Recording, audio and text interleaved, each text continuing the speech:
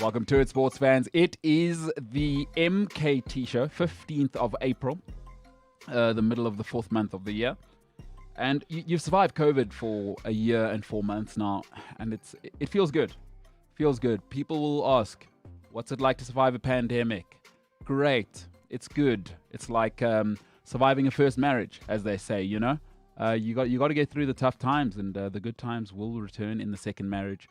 It is good to be here. I'm MKT. This is the MKT Show, and I'm not alone.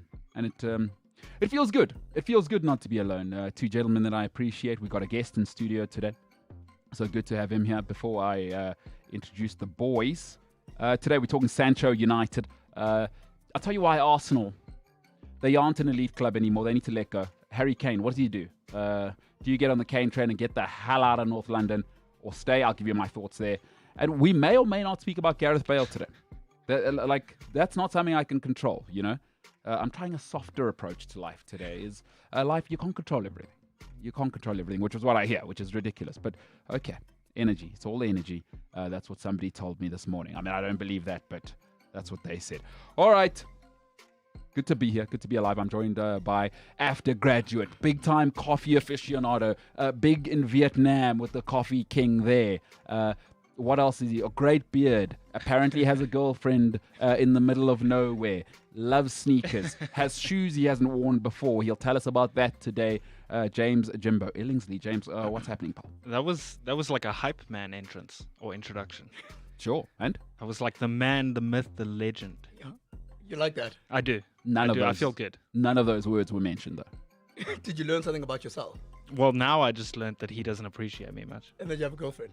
Yeah. And I learned that too. Oh, man. And the man with a...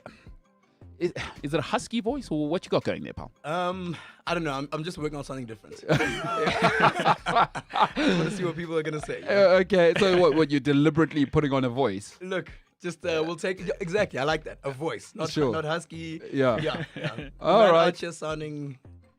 Shimi Murakure. All right, good friend of mine. We've been friends for a very, very long time. Big Man United fan. Big football guy. Big sports guy. Big businessman guy. So we'll chat a little bit about that. Shimi, what's happening, pal?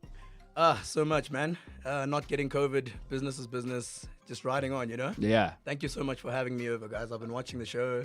Seen a couple of episodes. It's been awesome, and I'm glad to be here.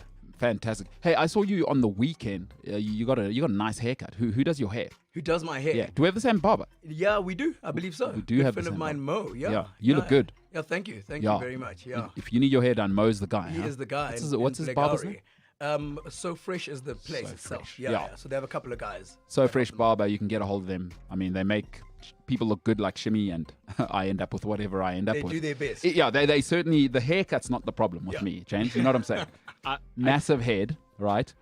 My problem is I got massive head and a massive forehead. You can have one of those. You have both. I mean, It gets interesting. So you're saying you have both? I do. Yeah. I got the Mariah Careys, as they say. And tell us about that. Like, how does that impact your life? What you do with late teenage years, you accept this is what it is because the girls never go to you, you know? Yeah. So you accept that. You move on. You know, James, you wouldn't know it. I mean, great beard and apparently a girlfriend and Shimmy, handsome face.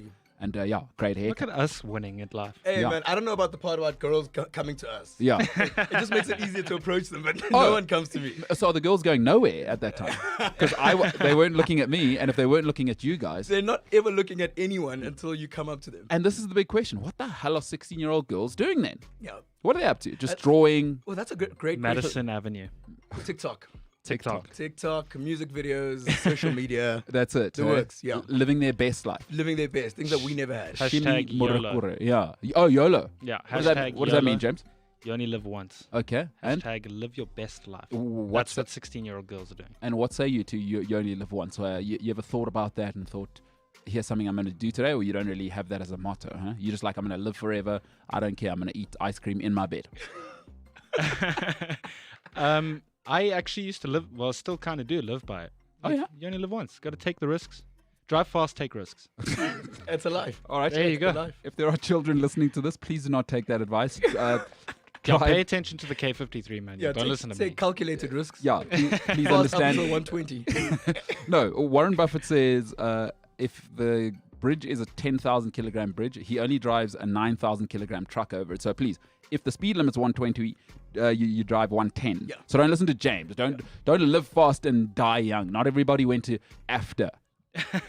Like that is terrible advice. So if you've got children, please tell them not to follow James's advice there. Family show, James. It's unbelievable. Honestly. Okay. Well, look, in the YouTube settings, it says the show's not for kids, so it can't be a family Okay, show. well, no, fair enough. If I'm it's just written saying. there, yeah, There you go. there you go. What was that? Live fast, dive. Well, what did you say? Drive fast, take risks. Take risk. I calculate a risk. Please. Incredible. All right. Well, appreciate both of you. And please, the owner of this show, the person whose name is on the show, my thoughts do not reflect those of James's. Please let that be put out there. I do not believe you should drive fast and take risks. I'm the opposite of that. I do not take risks. I'm very conservative and aging poorly. Hey, Shimi, you're aging. Birthday, huh? I am. Yep.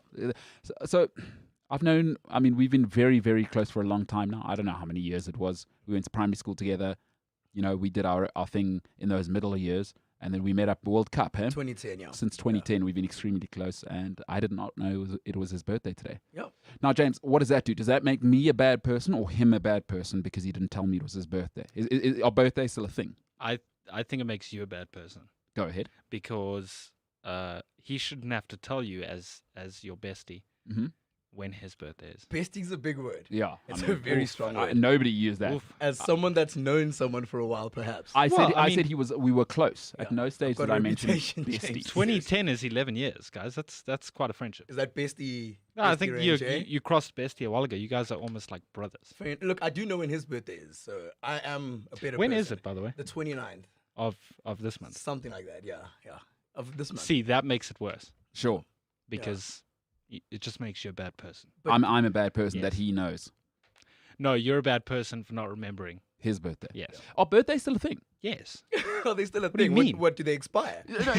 Okay, well, before we get into the show, right? We are a sports show. By the way, MKT, people asking, you can get the podcast on, if you're a heathen like James, Google Podcasts or whatever he uses, Apple Podcasts. Please rate us 6 stars. If that's not available, not greedy, 5 stars. I can live with it. Otherwise, wherever you get your podcast, cliffcentral.com, Cliff Central app. And if you're like me and you're smart, you got Pocket Casts, but whatever, let's move on. You know where to get the podcast. And the podcast is the MKT Show, not Cliff Central Sport. And please like, share, subscribe. And please, if you are an Apple Podcast, leave a review. I don't know what the review might be. MKT's a bad person. James needs a better shaver. James probably doesn't have a girlfriend. How many pairs of shoes does James have? What's the best type of milk? I don't know what comments people are going to Low leave. fat Low fat, huh? Mm. Is that the best milk? or fat free. Fat free. Have you Oh. tried oat milk? Oat milk. Yeah. Do I look like I've tried oat milk? Hey, you can't say that fat free or low fat is the best if you haven't tried them all. I'm just assuming. What that? I know almond milk tastes terrible. It just tastes like water. Yeah, it tastes like weirdly diluted water. Yeah. Diluted If you water. can dilute water, it Yeah, tastes that's like incredible. That sounds good, actually. You heard those people that say water has memory? Yeah. Do you know anyone like that? that. No, I've heard people say cable has memory. Yeah. That's an actor. That's an actor thing. Okay, so birthday is still a thing. Yes. Pitch up. Like show what do you do? Do you say like when your girlfriend has a birthday, what do you do? Present? Like are you into it? Like Yeah. present, show up, be there, lunch, Yeah, breakfast. so it's ooh, actually it's her your day. birthday.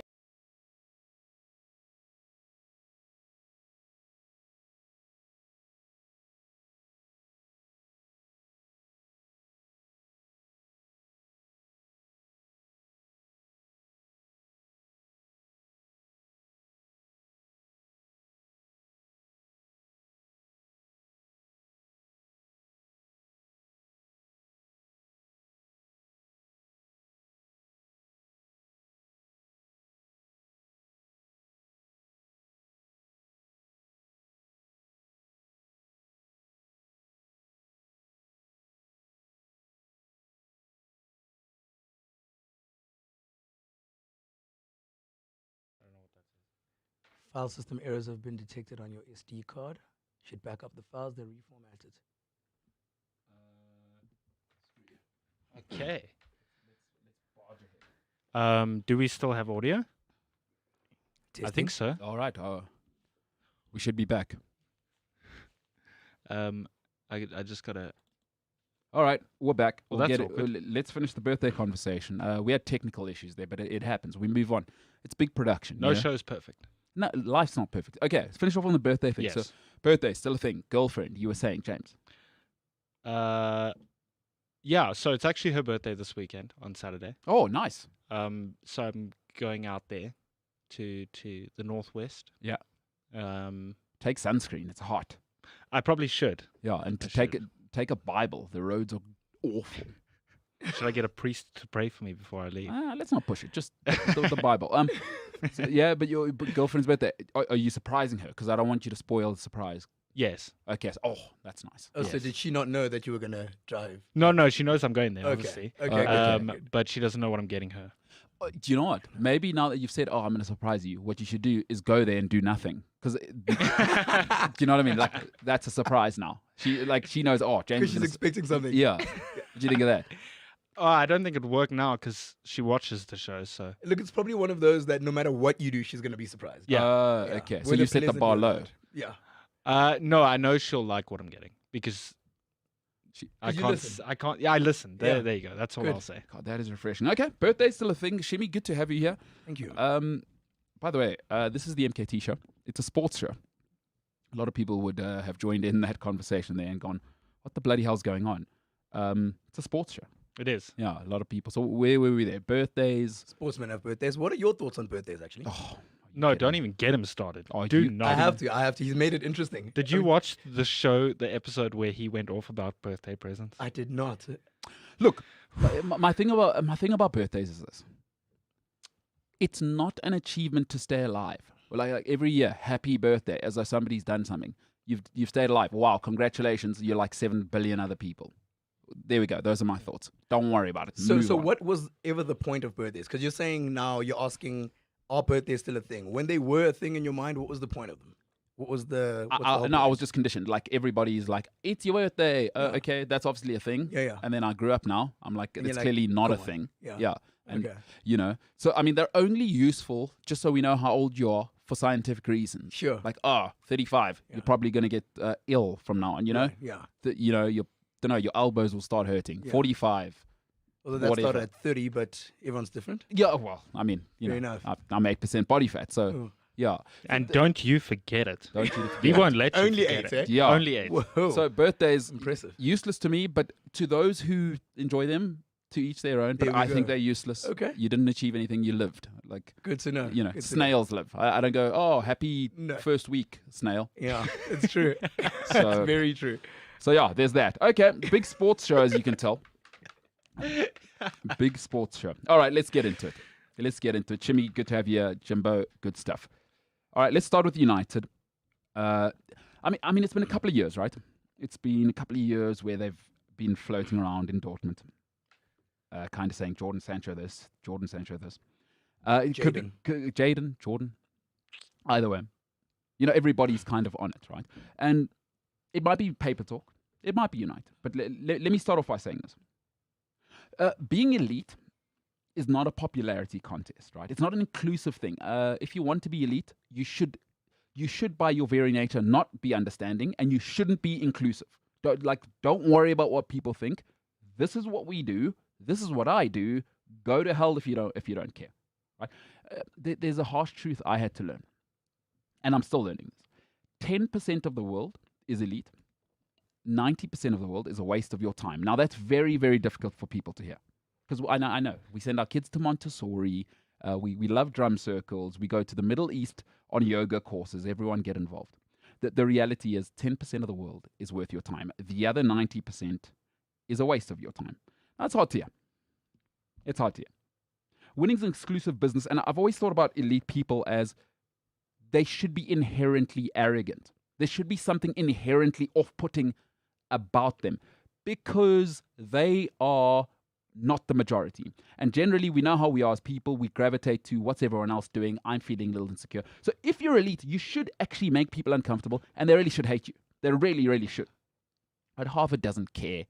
They don't care if you come there and go, oh, my sob story, my girlfriend broke up with me, my mom's this, my dad's this. They don't care. They say, do you have a perfect score? Do you get 100% for every subject? No, then don't let the door hit you on the way out.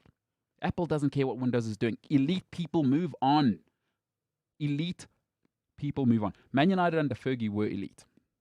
They were elite. Do you know how I know that? I don't know a single person who liked Manchester United other than Man United fans. Elite. Nobody liked Steve Jobs. There is not a single person you've ever read. Even his contemporaries didn't like Steve Jobs.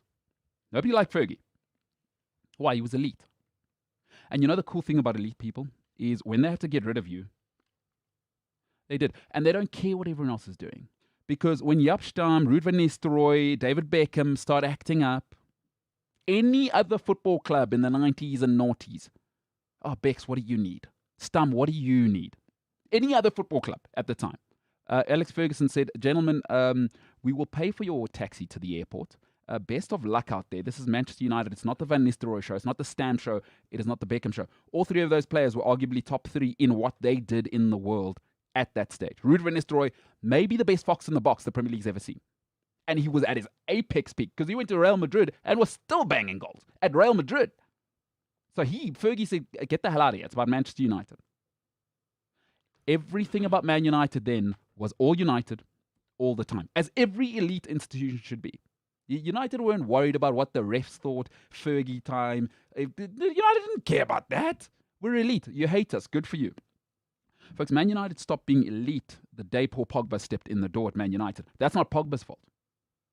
The day they allowed a sponsor to dictate how United will go was the day I knew Man United were done, as I knew them. It's easier in hindsight, but they're about to make the same mistake again. And another thing that happened with Man United, and this changed with the Pogba signing, and it's never been the same. They started to feel the pressure of Man City, Abramovich's money, Leicester. They changed the way they did things. Back in the day when they were winning, even when they went three-peat with Ronaldo, Tevez and Rooney, the great David Gill, who I believe isn't talked about enough, you'd never hear United are making a signing. Wait, when the hell did Patrice Evra arrive here? You'd never hear that. They weren't competing with Chelsea under Fergie. They weren't competing with... What are the signings Fergie and Man United need? He makes those signings. He's not checking, Abramovich spent 200 million. We must do that. We want to appease our fans. The elite. Fergie's elite. I'm the best. I know it. And by the way, the great saying is, the ref can stop playing when I say, when we win, right? When he scores. Adidas Pogba deal changed everything. Because for the very first time, they chased a brand and it was not about Man United. The Paul Pogba thing was all about Paul Pogba. It wasn't about Man United. And that let you know, if you look back, that's when things changed. The Sancho thing is not about Man United, and that should worry you, because when United was successful, Ruud van Nistelrooy at his peak couldn't buck about his contract. That's how United won. If you're honest, you're elite, you go to Harvard. Harvard doesn't care what Cape Town universities are doing. We do it this way, and we don't care. Listen, the Man United DNA, the winning was built on we're elite. We are not inclusive. There's a certain type of person that'll come and comply with Manchester United. And then Paul Pogba came. And then the drudgery came. Listen, I want to tell you these signings before I finish off. The Sancho thing's not going to work. Not because Sancho's not a great player. He's clearly a wunderkind. But lockdown, and then there's social media stuff. That's not his fault. It's not Pogba's fault that they are who they are. But fit matters. Jadon Sancho is not ready to be at Manchester United because the United DNA, when they win, and we are who we are, and companies are a living, breathing thing, Man United were at their best, and they stopped winning when it was just about United. Harvard doesn't care who you are. They've had 50 presidents before you. If you pull your money, there's some trust fund kid who's ready with a perfect score to come in. That's what United should be. But when they started caring about Pogba and the Sancho thing, I think it's a little bit more than just football. When they're doing that, they're not elite. It's not elite. This is not how United should be rolling. There is no way, because it's not their DNA. And it's been a problem for a while. Di Maria, Pogba, Mata, Falcao, Depay, Schweinsteiger, Schneiderlin are not in the United DNA. Patrice Evra cost £7 million, I think. And Nemanja Vidic, £9 million. We're not buying so that Chelsea can't get the player, so that Bayern. No, we're buying because we're elite. We're Man United. We're the best. We need Patrice Evra. He's the right character. He's the right stature. And Fergie spent nothing on him. And he came in January, and people thought, "What is Fergie doing?" Evra went off at halftime in his first game, if you remember. But Fergie said, "This is what I need. I don't care what other people are doing." Harvard don't go to the University of Cape Town and go, "Hey, what's happening in your science lab?" They go, "Oh, by the way, here's what we're doing. You can come and look if you like. If you don't come and look, we don't care." Di Maria, Pogba, Mata, Falcao, Depay, Schweinsteiger, Schneiderlin. What? No. Michael Carrick, United. People went, "What the hell are they doing?" Fergie said, "No, that's what I need. I need a metronome." Folks, elitism, winning, it is not a popularity contest. And you shouldn't care what the opposition is doing. And when Man United sign Paul Pogba and they're going to sign Jadon Sancho, there's too much noise around it now. It's a commercial thing. It makes no sense to me because United clearly needs some other stuff. And I'd like to see some United-style players. Nasty, mean. I look at like that United team. There's not a single player where I think, whew, not a single one. You look at the great team. Everybody loves the Ronaldos. You love the Rooneys. But I don't want to. You don't like Gary Neville, but my God, Vidic, my God, Ferdinand, my God. Evra, my God, a terror, an absolute beast. United DNA. We're nasty, we're elite, and we don't care. Jadon Sancho, Paul Pogba, it is all about what's everyone else doing. Can we keep Sancho away from other clubs? And I'm afraid there is no winning that way. Because Apple just does not care what you're up to, folks. They don't care. We're making the best, and it costs the most, and we don't care. And if you don't buy it, we don't care. We don't advertise either, by the way. Come to our store or go to hell. That's Man United. That's what they were when they were winning. And then I don't know what's going on. Jadon Sancho. Jimbo, before I go to Shimmy, who is a Man United fan. Yeah. So your club's going through a bit of a situation right now, right? Because winning's an identity thing, right? Once you start to get out of your identity, winning becomes hard because you start looking, what's everyone else doing? It's like being in a relationship is, what's that guy's girlfriend, boyfriend? What do they look like? Man United never looked around. They never looked around. Like, here's what we're doing. Oh, Fergie time. Yes, we're doing that. Yes. No, and Fergie would tap his watch on international television, right? And we knew it was Fergie time. I don't give a shit. Right? I'm Alex Ferguson. What are you talking about? Yeah. And there was that nastiness. Man United now are a cuddly bear, and now Paul Pogba's here, and now Sancho's here. What was Di Maria doing here? You probably are facing this right now as Liverpool, right? Do you think you guys are building an identity now, and if you'll lose it if it's sort of a Van Dijk and Mane? What type of players do you think are Liverpool type players right now? So I've said it on the show before. I think Liverpool are one of the few clubs that still kind of try and control player contracts in the sense that they, even if you are Sadio Mane or Virgil van Dijk, you don't go into your contract meetings and say, "Yeah, no, I want 500k a week."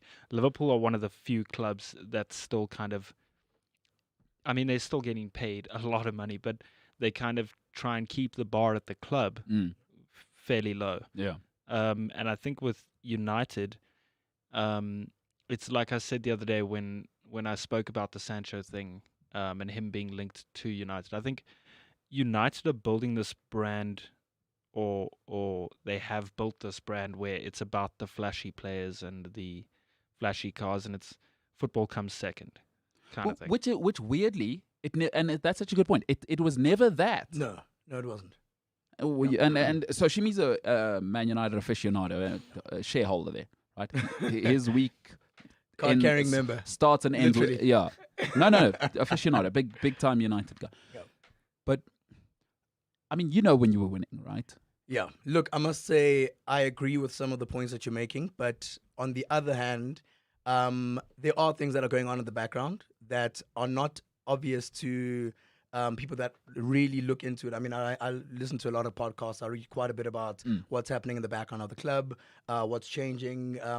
When John Murtough was appointed as the director of football, with the technical director being Darren Fletcher, that wasn't that much of a surprise. Look, John was a bit of a surprise. But the way that the structure of the club has been set up has almost been happening in the background, probably for the last 2 years, I'd say. You make a good point. We'll start off with Paul Pogba. Mm-hmm. Now, Look, you've had a lot to say on your show from the beginning about the guy.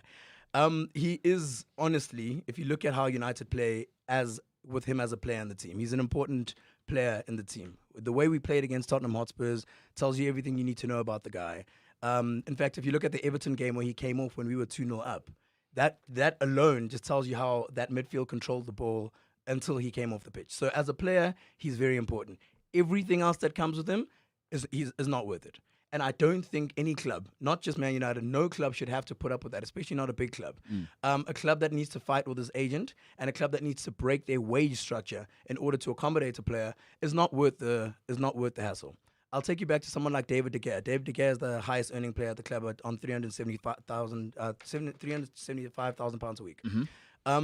He is currently on the cusp. He's about to get let go. Now, it's got nothing to do with his ability. He's a fantastic goalkeeper.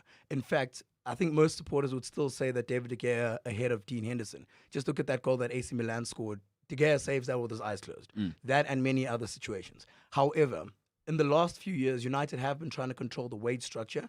And I think letting go of David De Gea is more about the wage structure and the fact that he's the highest earning player, yet not the most important player on the pitch, which is probably one of the reasons why they're getting rid of the guy. Paul Pogba is a different story because they're not going to say it up front. Everyone loves the guy, but if we get the right offer for him, he's going to go. I know that it's almost certain that Ed Woodward would accept about 50 to 60 million pounds for him. Go to Juventus, let him go, as long as it's not to our nearest competitors like, maybe City or Spurs or something. Yeah. But it's a problem. The wage structure is a problem at the club. And you're right. The types of players that we've been playing, that we've been signing since, I'd say after David Moyes. You mentioned Juan Mata. That was during David Moyes' era. Moyes was dealt a bit of a tough hand. He wasn't backed in the transfer window. The club were linked with a lot of players, but fair enough. A lot of players didn't know what was going on there. I don't know if you know that there was actually an agreement that Toni Kroos was going to join United. He was on the periphery at Real Madrid at the time. Yes. And there was an agreement that he was going to come to the club at the end of the season under David Moyes. Moyes pushed for Kroos more than anyone. Pushed for Fabregas, pushed for Bale, pushed for Kroos more than anybody. He only got Fellaini. He got Juan Mata, who was on the periphery at Chelsea as well. Halfway through the season, Moyes got sacked. Louis van Gaal comes in. He says he wants Schweinsteiger instead of Toni Kroos. We all know the rest of the story. Yeah. Angel Di Maria comes in. Radamel Falcao comes in. Again, these are not players that the club has done assessments to state that we are missing this type of player in order to match Van Gaal's style of play. They've said we're going for superstars. In fact, Ed Woodward said it when he first took over. He said, we're going to sign elite players and we're going to remain at the top as a result. We all knew that didn't make sense. I mean, David Gill was still at the club when Ed Woodward took over and when he uttered those words. I don't know where the training got lost in between because I would have expected David Gill to say that's not how we do things here and that's not going to work. But anyway, nonetheless, he went ahead and did it. And it didn't work. Di Maria sat on the bench. He had the most assists, and he probably didn't even play half the season because LVG did not want him. Yeah. It did not match that manager's style of play. He got Daley Blind, and Blind played. He got Schneiderlin played. Right after that, United then got a new manager, Jose Mourinho. Mourinho, same thing. Remember, he dropped Bastian Schweinsteiger. Same thing. Daley Blind, get out of here. So you're going through the same process. Then the club realizes, okay, every single time we sign a manager, we're signing a group of players that matches that manager's style of play. As soon as he leaves, not only are we paying out the manager, we've got these heavy contracts because for some reason we thought that was going to get us success. And we're just going through the same cycle. Lukaku, Paul Pogba, under Jose Mourinho. Cut to before Solskjaer was signed. I think Solskjaer joined at a time that the club realized that it's not sustainable. Not too long before Solskjaer signed, Ed Woodward also came out and said it doesn't matter what we're doing on the pitch because the share price is going to keep going because of the commerciality or of the club. Sure. He realized that the share price started to drop because of the club's not doing well. Nobody wants to be associated with the club. The partners disappear and things don't go so well.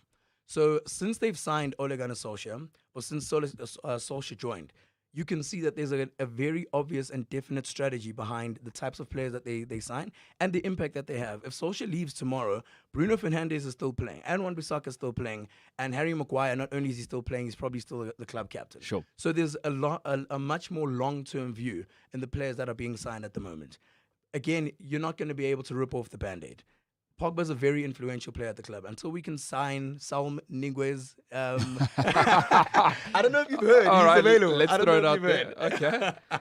Just Yeah. that's out there Just now. put it out there. Yeah, I don't know if you know he's available. Okay. Yeah. But until you sign the correct type of player to replace the guy, you're going backwards. You can take your ego out of the situation. You could say we're Man United, we're bigger than paying Paul Pogba the money that he needs to. But that happens, and the club is going backwards. So you need to retain the talent or have a solution. That's what we all thought Donny van der Beek was going to be. Sure. Guess we're probably still hoping that right now. Yeah. And then on to Jadon Sancho. I mean, I think the work's been done. The background work has been done. He had a fantastic season last season. His numbers, are telling, close to 20 and 20 assists, 20 goals. He didn't make 20. Yeah, but close. But he was close enough. Yeah, I Mhm. mean, those are elite figures for a player of that, of that age. Sure. He's 20 years old. Yeah. So I don't agree with you in that the Jadon Sancho is a flashy signing. Man United haven't had a legit right wing since Antonio Valencia played there. Since he wore and got stripped of the number 7 shirt. Yeah. Since then, we've rotated the likes of Juan Mata. We've played Rashford there a bit. We've mixed it up, but we've never had a solid right wing. Yeah. And a lot of work, I believe, has gone into trying to find a solution for that right wing. We tried to go for Ousmane Dembele. I don't really know what happened there. That sounded like a bit of a last-minute panic buy. And you dodged a bullet there, as you can see, as Barcelona are finding out. Well, look, potentially, because we haven't had the best season. We got Sure. knocked out in the group stage.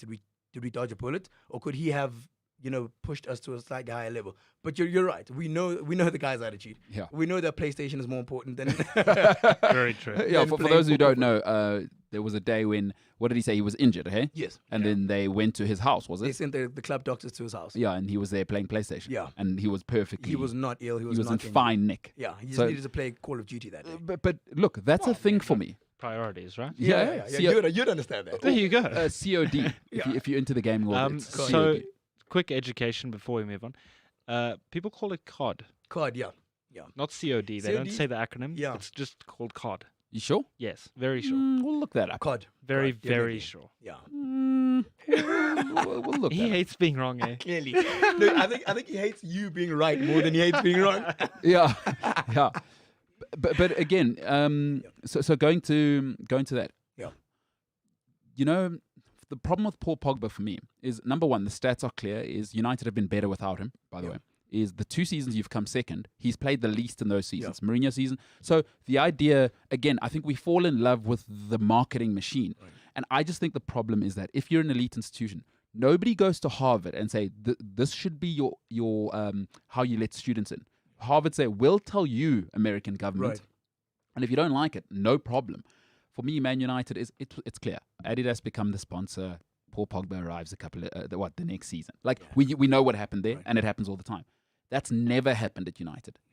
Or perceivably, no outside force has ever influenced when you were winning. Yeah. Because United, as far as I'm concerned, is about winning. Right. Winning is about we're doing what we're doing, and we're always staying ahead. We're not trying new things. We're setting the trends. Exactly. And United stopped doing that, Yeah. and Fergie, because with the Pogba thing is, United's so corporate. Yeah. When Pogba comes, there's a clear clash Yeah. because Pogba's not interested, especially on the commercial side, in pumping into the United machine, because clearly there's problems. The Raiola thing, there's stuff, and for me is the playing side.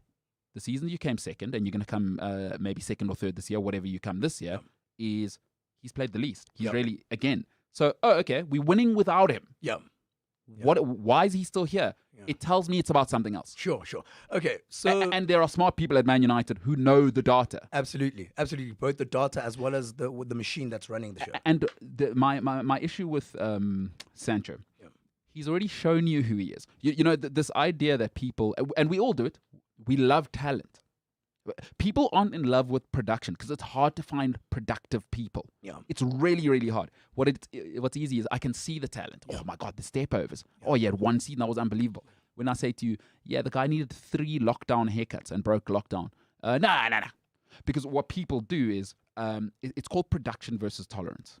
Is if you are perceivably productive, will tolerate more. Yeah. Now, it's only annoying with Paul Pogba because he's always injured, really, and we won without him. So there's some stuff, probably the coaches are like, it's not worth it because we win without him. Right. And I think the Jadon Sancho thing, it's just a character fit for me. Man United's corporate. Yeah. You know, Jadon Sancho, that I need a haircut in lockdown, that's a sign of things to come. Now, people say it's a small thing, but for me, my old man used to say, when people show you who they are, believe them the first time. And it's very clear when you come into the Ollie system now. Greenwood, slap on the wrist. And I would say Ollie's probably worried still about the Greenwood stuff. Because if you're this young, you're not going to change. Money only makes people more of who they are. Yeah. So my issue with Sancho is it's just another Pogba situation, but he's the new flashy thing in town. That's not how United have ever won, is my point. Like, you're not going to Jeff Bezos to tell him now, hey, Jeff, we should open up a petroleum department. Yeah. Because that's what's hot right now. That's the new thing. You know what I mean? And it concerns me for Man United. And this trend has been since Fergie left. Yeah. What's everyone else doing? Almost sign Pogba so he doesn't go to Real Madrid. Rather than, they could have done without Pogba. Yeah. So I mean, I think signing the player because we don't want him to go to another club. Maybe you could look at that with the Sanchez signing. Maybe the Fred signing as well. I mean, even Mourinho came out and said, I didn't want Fred. I just took him because it felt like I wasn't going to get any other signings. You got Diogo Dalot and Fred that window, just towards the end of the window.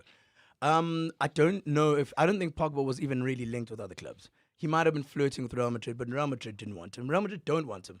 Just because he's come out and said that that's his dream move, they've never made any concerted effort to get the guy. I have no fear of him going to Real Madrid because they've got good players there and they don't actually need the guy. Personally, I don't think, at least. And I don't think they'd tolerate him. Yeah. Well, Real Madrid don't work with Mino either. That's the other problem. Well, everyone claims to not work with Mino. Yeah. But I mean, I really think it's kind of tough to say that. I don't think any club, there's going to be a point where you can't really say that I won't work with a specific agent because agents really control the talent. Sure. And they could actually decide where a league title or Champions, not really decide, but they could really have a big influence on where a league title goes or the Champions League goes just based on who they're allowing their player to go to. They really do call the shots. Yeah. You have players that have said that the idea was to go to this particular club, but my agent signed for that club and I'm happy. Do you know what I mean? As opposed to the decision being made by the actual player. Look, Paul Pogba and the United machine, as per se, it's kind of hard to go back to, the way that United have always done things. We need to remember that when David Gill and Fergie left, a lot changed. Sure. And we probably need to find a winning or correct recipe that works for the club. Right now, I think they're working through that. That nonsense of signing elite players was out the door. That was never going to work. That was Real Madrid's way. Like, don't copy that. That's not who you are. Yeah, look, even that. Real Madrid has a club culture, right? And they follow that culture regardless of who the president was and who the manager was. They've still followed that culture. They still breed players as well. United, their academy fell apart. During this period where Ed Woodward said all this nonsense, the academy was up to crap.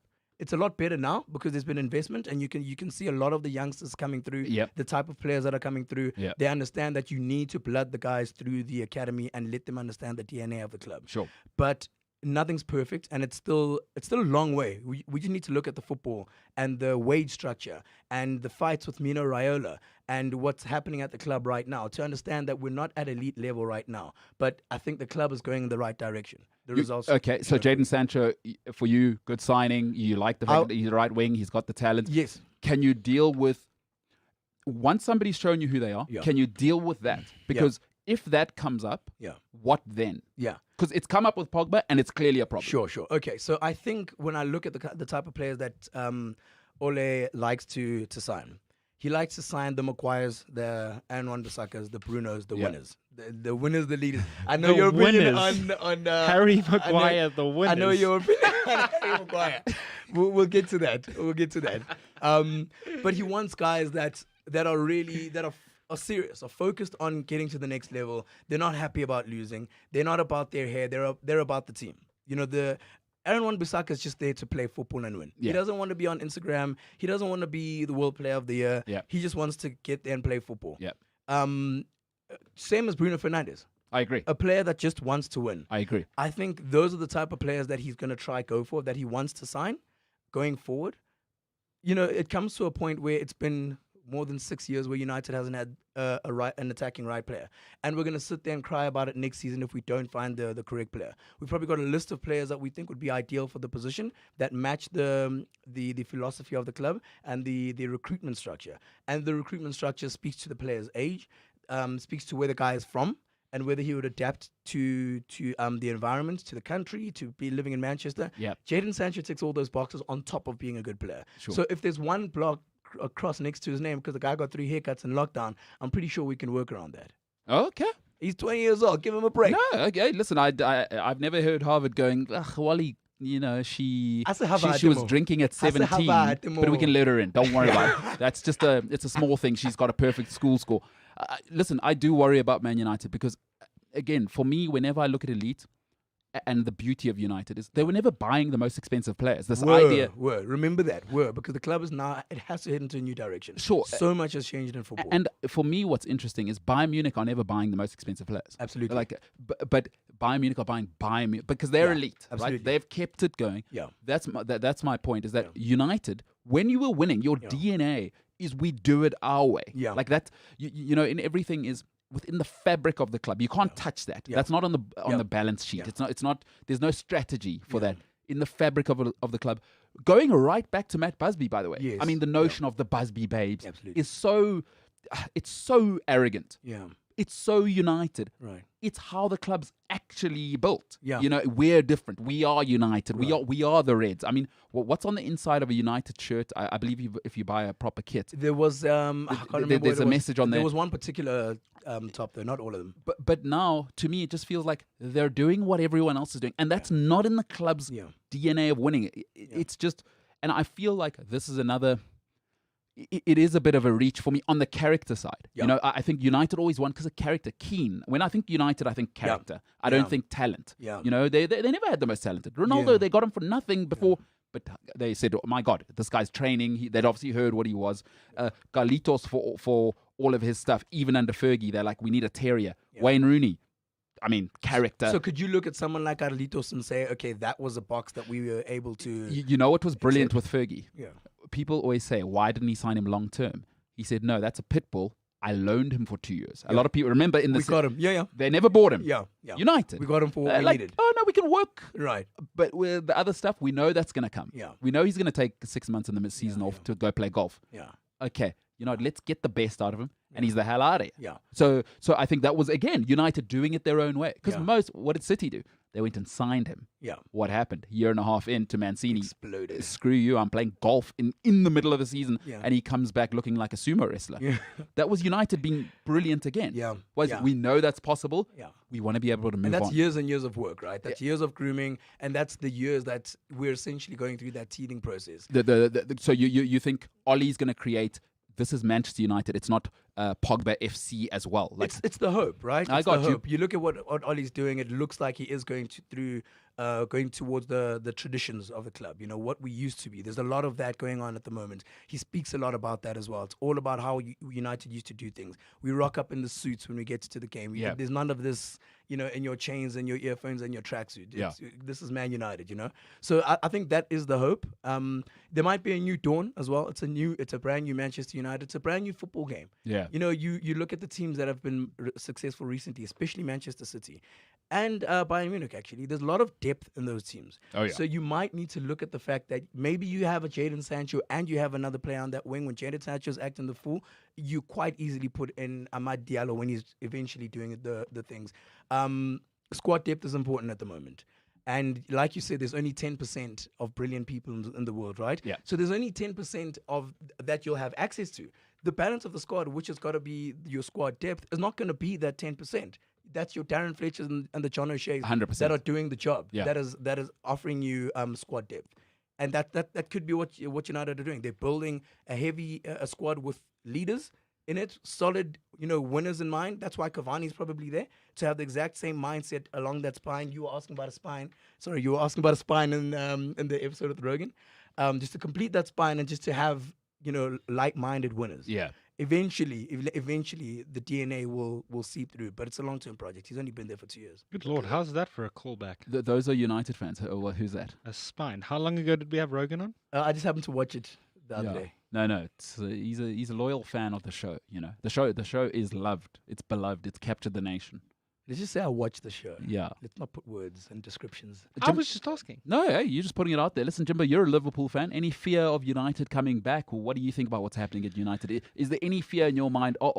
They've got obviously the deepest pockets in world football.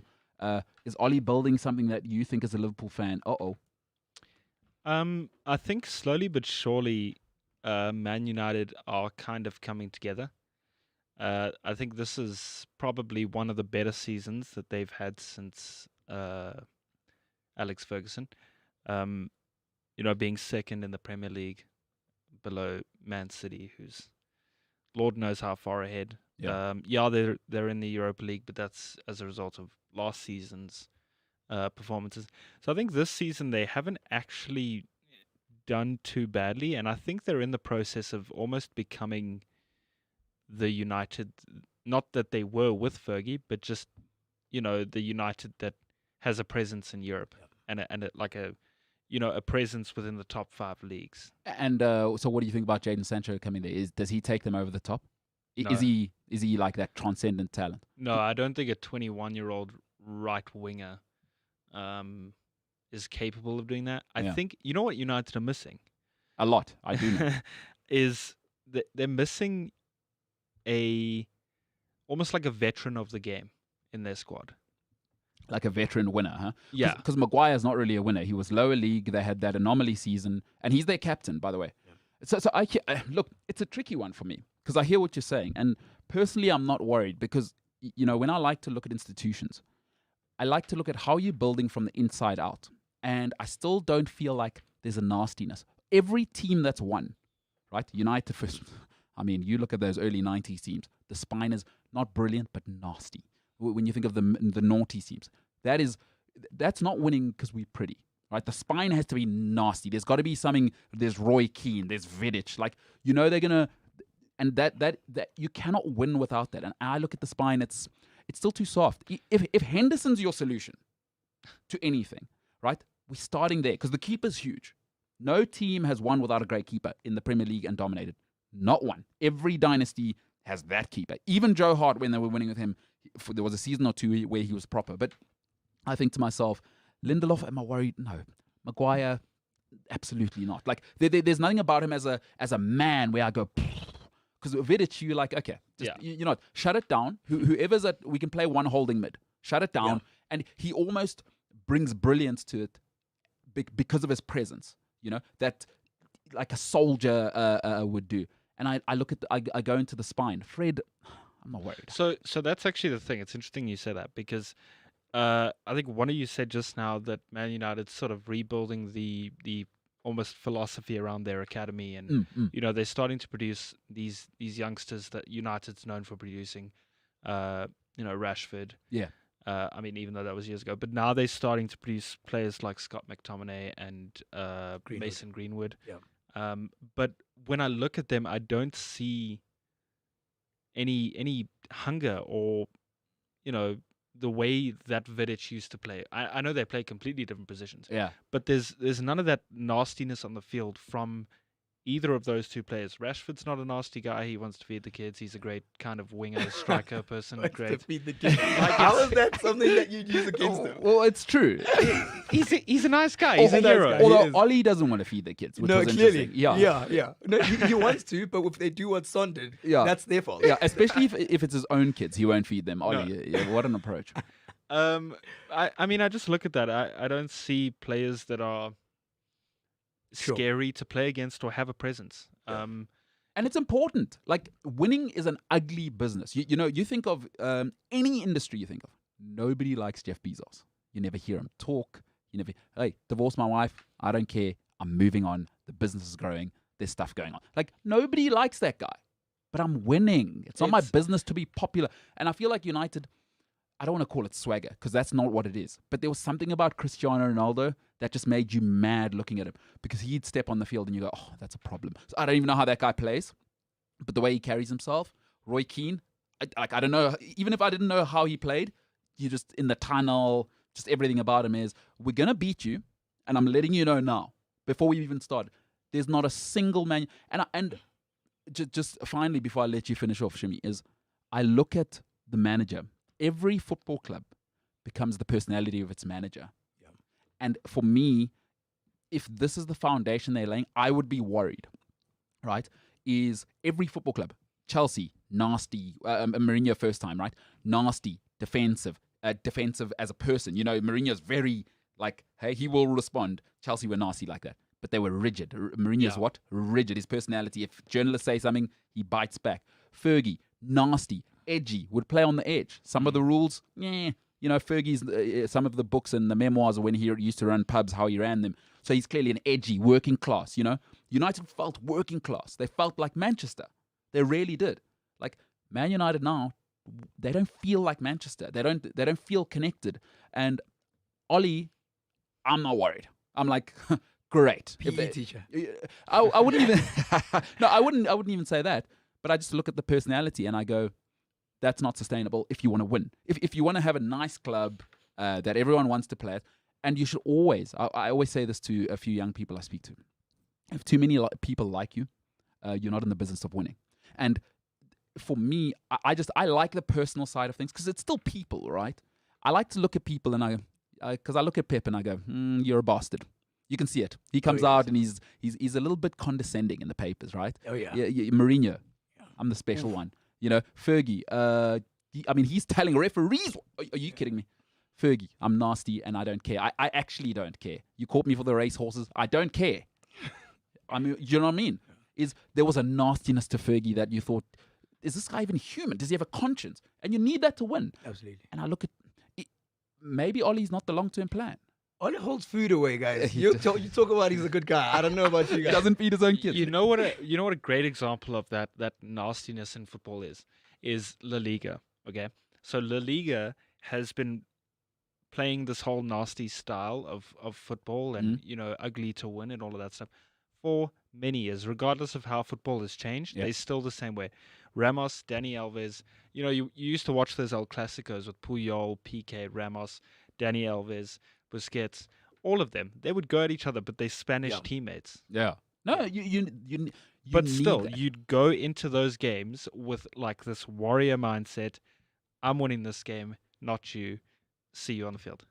So I've read somewhere actually that was one of the challenges about was it the early 2000s, the English team that had Gerrard, Lampard, Scholes, why they didn't achieve anything. And one of the guys actually that played in the time, it was just an article that I read a while ago. He said that one of the biggest problems was that ego that we had and the opposition. You know, you're from Liverpool, so the guys would actually form circles within the England dressing room, and there was no team chemistry and no cohesion because of that. I mean, that was the era of nastiness. Yeah, you're talking about Paul Scholes at United, Steven Gerrard at Liverpool, Frank Lampard and John Terry at Chelsea. Good Lord. You're talking about really nasty guys. You know, Gary Neville at Manchester United. It was an ugly time. Rio Ferdinand also at a point. Yeah, absolutely. Terry. I mean, it was Yeah. So I mean, look, personally, I would tell you that I'm not that worried about that nostalgic feeling about having warriors on the field.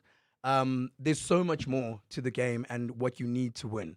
Back then, there was no sports science.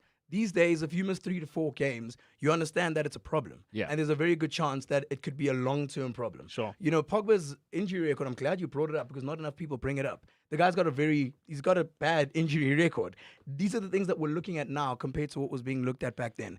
If you look at the most successful teams, fine, we'll start with Liverpool that won the league last season. They've got a couple of ugly players. Yes, You've got Virgil van Dijk. It's necessary. You've got Fabinho. Man City. The manager's nasty, by the way. Klopp is not. Absolutely. And Man City have a combination. I would honestly say Man City's got a combination of the nasty players and the nasty manager. And they play brilliant football. So it's a great combination of what a modern day team needs, but a balance across the board. So we can't sit there and speak about the nastiness that the team needs. It's probably a culture thing that you can develop later down the line. But Solskjaer's trying to save his job right now. He won't be able to feed his kids not by choice. The guy's trying to. He needs short-term success. Even if he tells you that he doesn't care about trophies or whatnot, he cares about that next result. He even came out and said it when he went on a 4-game non-winning streak. He said these guys are going to get me sacked. Because he's fully aware of the pressure that's involved in this game. And it's interesting that you're talking about that. We'll talk about Arsenal next in terms of that. Whether is it a culture thing you need to build? And I'd like to know what people think. I think there's just that thing you can't put in people. And again, for me, I believe teams become their manager. That England team had Sven-Goran Eriksson as their manager. He just looks like an uncle who wants to make you breakfast. Doesn't he? Like he's an uncle who just wants to take you for an ice cream at the beach. Where was he before that? Lazio, eh? Like His successful times. I mean, are were you at club football? Lazio. that you can't win like that? Yeah. Look, there was probably a big communication issue there as well. You know, but there were you- many You issues. can win like that. You can't. You can because Name if- one nice manager who's ever won. If you won your game against Denmark or whatever, then Sven can take you for a nice ice cream after the game. That's winning. Oh, I see. You're talking about winning at life. That's it. Holistically, he understands There it. you It's go. all about balance. Football's just an ego thing. I see what you're saying. You're now. thinking about it all wrong. You're No, overanalyzing. that's terrible. I mean, Simple. that's not life. You learn every day. Here I am thinking I know it all, but here I am learning from Yeah. an after kid. by the I way. mean, who would have thunk it? Not me. Oh, wow. Not Look, me. you learn something new every day. You learn something new every day. Before we move on to the Arsenal, Jimbo, your shoe collection. So we were talking. There was a little God. what you call pre-prod. Yeah. By the way, if you're not in the biz, Pre-prod. yeah, That the chats Pre-prod. before the show. pre-production. Yeah, Pre-production. Pre-prod. All pre-prod. right. You like that? I like that. All right, pre-prod, and we were talking about shoe collections, and Shimmy got some nice new shoes. Who did you say bought those? Sorry, I'm not a good listener. I got them from Dominique, Dominique, my Who- girlfriend. yeah, My girlfriend. Yeah. Dominique could be anyone. All right, ladies, Shimmy is taken. So Taken. thanks for Yeah. like the movie Liam Neeson. Yeah, Taken. taken. Yes, yes. No, we You got know, it. yeah, Thanks. we You got didn't it. have to pause for. Should we clap? were- I didn't understand what happened. There was Did the you sound want on. like a? Yeah. Well done. It's the first time we've heard that one. So yeah, well done. I'm soaking up the applause. So it was clearly good. There were applause there. I am like Liam Neeson. I Yes. am. Okay, sure. Okay. Shoes. Yes, You have 2 pairs of or 2 feet, right? People have as far as I 2 know. feet. Most people have 2 feet. Yes, correct. Um, You are correct. So you're a bit of a sneakerhead, hey? You collect shoes. I'll buy shoes. I'll walk past shoes. Can't resist it. I used to be terrible with it. I used to go and to take a lot of the time, and see a pair of shoes and then buy it. I've become a lot better at not doing that. Because, like I told you, this past weekend I wanted a certain pair of shoes, and then I was like, no. Oh, very good. You controlled yourself. I did. You had everything that was going to tell you to had buy the them. pair in mind. Even I saw them in sports scene. I knew where I was going, Brilliant. and I was like, That's growth, baby. I looked at the shoe. I stood there for a second, and I was like, And you remembered it's your girlfriend's birthday next week. that's also a That's thing. it. Petrol's expensive to the Northwest Province. Wow. Okay. Oh wow. So who knew? A girlfriend is actually a control mechanism for yourself. She's a tool for bettering yourself. Some people might say. Who would have thought that? Wow. Who knew? How did lots of they stick people. around for so long? Yeah. Oh, that's why they will make you a better person. That's it. Girlfriends will make you a better person. Who knew? Listen, Jimbo. So now, but the shoe thing. What is it about shoes? I've never understood. I mean, Shimi knows me well. I'm the least well-dressed person in the world. I've got no fashion sense. I've never understood sort of the fun. For me, it's just functional. Like I want comfortable stuff. I always think of my life as functional. For you, what is it about? Is it about swag? Do you feel better with new shoes? Because I've never gotten the sneaker thing. So for me, shoes are very much. It's kind of like having options as well as looking good, right? Okay. So, no, not in that way. No. hey, we're not judging, mate. We are Okay. not judging. And his girlfriend does watch the show. So I mean, like, I don't think he has a girlfriend, but he keeps saying. Apparently, Yeah, watches it. she Yeah. apparently watches it. so okay. I'm wearing these clothes right now. Okay, I can't wear black shoes with this outfit because Okay. it just doesn't work. True. Sure. That's why at home I've got about 3 or 4 white pairs of shoes, Oh, okay. and then you've got options to see what works with this outfit. So you have 3 or 4 of the same color. So it's not about the color. Not for all the colors, Okay. but it is very much about the color. You got to have Always about color. options within the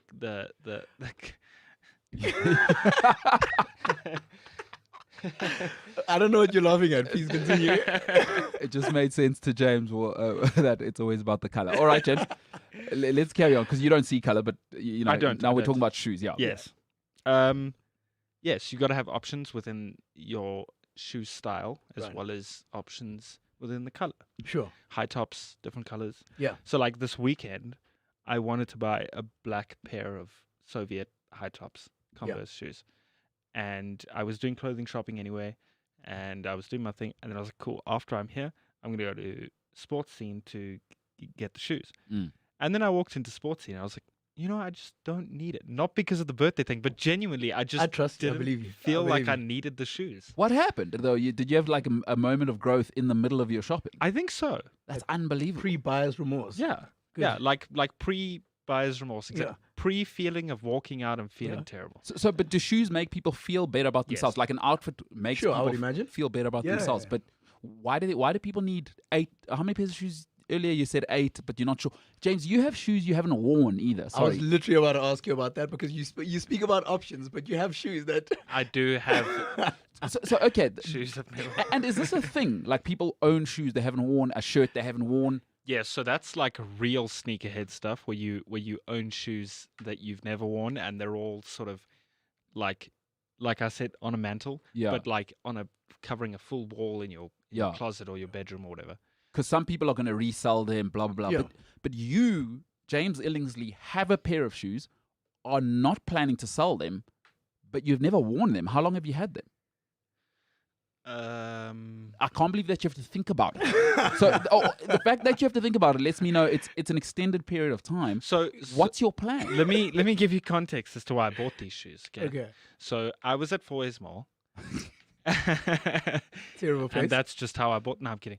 I was at Foy's Mall, and I found out that after Foy's Mall had done all of those major renovations, they'd opened like a Converse pop-up store. Okay. So I went into it and I was having a look, and I saw this pair that was just. You would probably know. You wouldn't. When you see shoes, like a certain pair of shoes, Right. they just look so You must get them. exactly. Yeah. Okay. And that's what I saw in Converse was Yeah. this pair of shoes. Yes. And I am too scared to wear them because they look so good. You don't want to ruin them. Yes. And B, they just look so good, right? But context still, right? It was one of the first few months that I had moved out of my mom's house, Okay. and also had like a job, so access to adult money, Okay. right? Okay. Yeah, that'll get So you're still learning how to spend your money. Exactly. Yeah. And I was like, oh, I've got all this money now. Yeah. Is it fair to say that clothes and particularly sneakers can be what art is to some people? Yeah, A I think collector's so. item. For sure. You just want to admire it. Yeah. Perhaps it might have a higher resale value later. So it's like you know how like Pokemon cards are like picking up now, Right. and everybody has to own like a certain card. or Oh, they whatever. sold one for $1.5 million. The other So day. that's exactly the thing, right? Yeah, but you're not doing that. It's not exactly the thing. No, but I'm answering his question. Oh. Okay, it's to us or to anyone that's not into Pokemon, it's a little piece of cardboard that has a character Right. on it from a movie and from games and stuff. Yeah. That's all it is. 100%. But to other people, they're willing to spend 1.2 mil on a single piece of cardboard and not do anything with it. Sure. And I know people that spend lots of money on shoes that have been resold. Yeah, sold, sure. You were there. I was resold. Lots of money. Yeah. Like 5-6 grand. What about a watch? Same thing? Same concept, same principle. Yeah, probably. Because it does. actually. The shoes do the same thing. Yeah. Your shoes are the same. Your watch does the same Yeah. thing, tells the time. Yet some people attach a certain sentimental value to it. Yeah. So why aren't you wearing your shoes? You still haven't answered that. The context was a terrible thing, by the way. You gave no context. I did. I was at the shops It and I was- couldn't control myself. It was my first James, couple and of months of having access to adult money. listen, you're sitting next to a guy who, for my entire 20s, bailed me out financially. So I was terrible in my 20s with money. The man next to you, half of his life budget went to this guy over here, and not always voluntarily. I would just pitch up at places, get drunk, and he would cover the bill, by the way. So you're sitting next to somebody who... He was a problem. Living proof that I was terrible with money. So I'm not judging you for that. I'm open about it. What I'm saying is, what's going on with the shoes? You paid...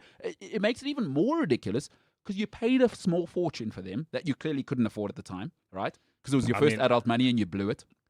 I could afford them because I bought them. Yeah, you but and then you assume that, yeah, right? and then you got home and you got a shop on the Then side I of the had- street Yeah, then instead I of had going buyer's to the remorse. proper shops. Yeah. Yeah. So now, what's the plan now? What are you going to do? Just leave them there? Guys, when I told you earlier before the show that they're actually on like a mini mantle in my room, I wasn't kidding. There's Yeah. no plan for them. They just sit there in my room, and Is there any way to find out what they're worth today? Probably. Just put them online, right? So I want you to go Yeah. and look up something when you go home. The Madonna child syndrome. Go and look at that. Not middle child. No, Madonna. Yeah, the Because I am the Madonna. middle child. So if it's that one, You know Oh, everything about that. Do you know I that do. James is the least, his mom's least favorite child? Oh, okay. Just thought I'd tell you I did that. not know that. No. 3 brothers and she doesn't like him. So he's the middle child, right? I actually made a mistake gonna the do? other day in the show, and I said that my brother has his masters or whatever. He's got his honors, but Still better than you. yesterday he told me that he's starting his masters at the University of Reading. All He right. understands the importance of maintaining that position in Listen, the race. all right. Before we get into the next segment, we're doing it, right? By the way, we're a sports show, the MKT Show. There are people listening to this Yeah, conversation. not sneakers. James comes in here, tells me that. Then he tells me his brother is a teacher. I'm like, oh my God, he's a hero. Yeah. Now, then he tells me, oh, my brother's wife, girlfriend. Fiance. So his fiance is a teacher as well. Double hero. Oh, where are they teaching? In Vietnam. What? A country came out of a war. They're Why? saving children in Oh, Vietnam. goodness. This is your youngest brother, His oldest Oh, brothers. the oldest one. I mean, I definitely Guys. employed the wrong guy. Guys, it's Imagine that. Both teachers. You're Hi. doing your role for society. Sorry. Vietnam is not as poverty stricken as you guys are. They're earning dollars. Yeah. They're earning dollars Yeah, that you're putting into your FNB bank account, which goes to rands. Yeah, but they're bettering people's lives. Oh my gosh. Yeah. What are you doing? Yeah, I am that's bettering a- people's lives with my football knowledge sometimes. All right. Liverpool, eh? Okay. good James start. Illingsley, folks. Hey, big sports show. Guys, shoes he can't afford. You couldn't afford them. The most ridiculous part is you clearly couldn't afford them at the time. They're an impulse buy, and you still haven't won them. So it's got to be years ago, at least. Okay. Before we head into probably a break, because that's how long we have been speaking about Man United and this, Sure. there has to be something in your life, and you might know It what has it to is, be. that you have a similar thing with, like the Pokemon cards, or like shoes, or like cars, or I know it's not cars, but cars, shoes, Pokemon cards. There's many things Mhm. that you could probably have the same thing as the shoes with. So, James, when I was really young, I played professional football for a living. I had more money than you could ever dream of at the age of 19 and 20. I have had everything a cocky bachelor could ever dream of. It made me 0 times happier. Like nil. Absolutely nil. And I've had it. I've done Yacht Week in Croatia. Just think of the most obtuse way to spend money. I've done it 10 times more than you could ever imagine. None of it made me happy. So now, the things I value are spending. I'll spend lots of money on a lunch with my friends. I'll spend. I mean, I don't have lots of money now, but I'll spend whatever my budget's maximum is on spending time with the people I love. That's my vice. Or doing races in Sweden. Yeah, well, listen, my other vice is 100 milers and doing mountain races. But- Coffee. Coffee. You okay. spend lots of money on coffee. Yeah. You even had a guy come here the other day on a bike. Yeah, delivering specialty coffee. So you won't drink Wild Bean Cafe coffee. You won't drink Seattle. No. None of the Well, above. there you go. That's not coffee. That's there the you go. thing, There's right? this thing. There Yeah. you go. There you go. Why would you spend an extra R100 on single origin blend from Kenya when you can stop at the Wild Bean, $40? There's your large. The same way a guy that could stop at Skechers shop, Yeah. but he doesn't. He goes to We're Adidas. going for I it. agree with you. No, I agree with you. I'm agreeing with you. I'm explaining it to you. I So let agree me with you. explain the yes, difference. yeah. Let me explain the difference. The one is about quality of life. The other is purely a consumption-based thing. Because your sneakers that you're talking about are not more comfortable than the best product for shoes in terms of comfort for your feet than you can get. I understand that. When I drink single origin coffee, I am getting the finest, not only for my health, but that's how the product should taste. So your shoes actually, high tops, is not how shoes should feel. That's not how they should feel.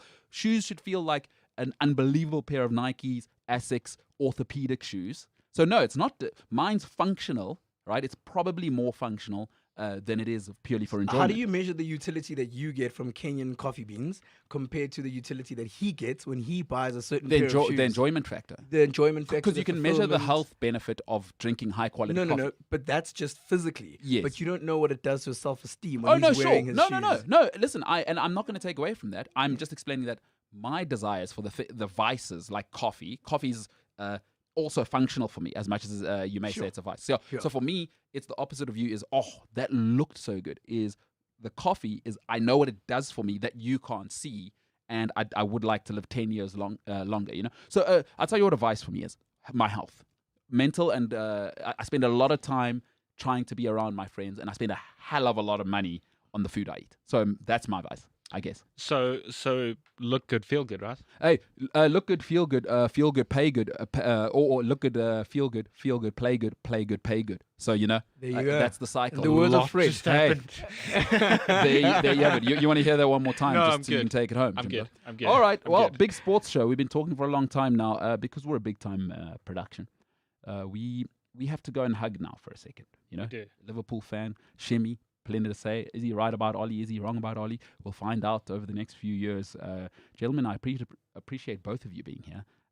For now, we're going to go to what we call an intermission. This is the MKT Show. Even if you didn't play it, but you know, when it's Rugby Saturdays at your school. Oh, it was huge. Even outside of the school, we'd do the usual thing of having a braai and watching the Sharks play the Bulls or watching the Springboks play the All Blacks.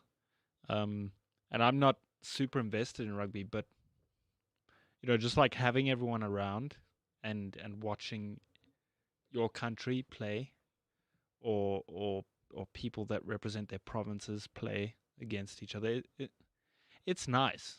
It's incredible. It's a real thing. It is. I do think though that our, in terms of our school setup and our sort of breeding of players, you said we have an incredible system set up. It's okay. Yeah, we have Craven Week, and then what's the other younger ones called? Yeah, well, whatever they are. yeah. Well, I just mean the schools keep producing great rugby players. Sure. For me, I've always said the most professional rugby in the world is South African school rugby. In the world, by the way. Not in the world. I think schoolboy rugby is absolutely insane. It's the most professional rugby in the world.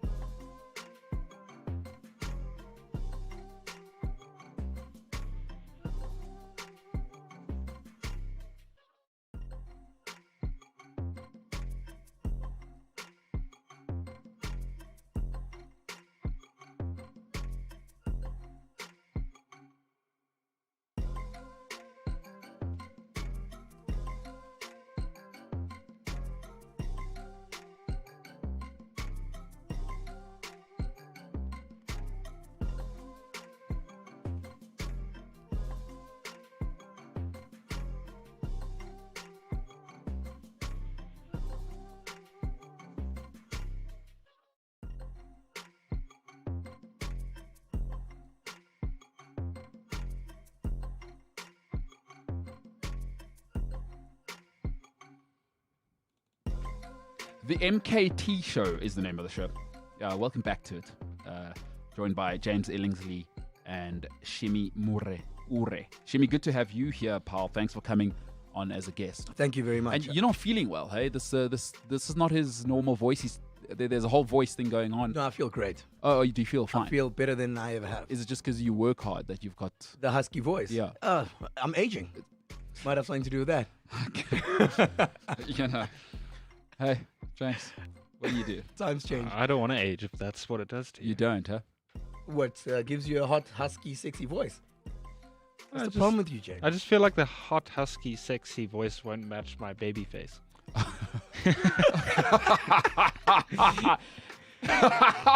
Fair enough. That's self-awareness. Hey. Jeez, like your baby face, huh, James? Yeah. You reckon that's why your lady went out with you? Baby face. No, what- it was because I grew the beard. Probably. Oh, really? Do you think your beard is the most appealing thing about you? No. I think Okay. my eyes are. Your eyes, The huh? baby eyes.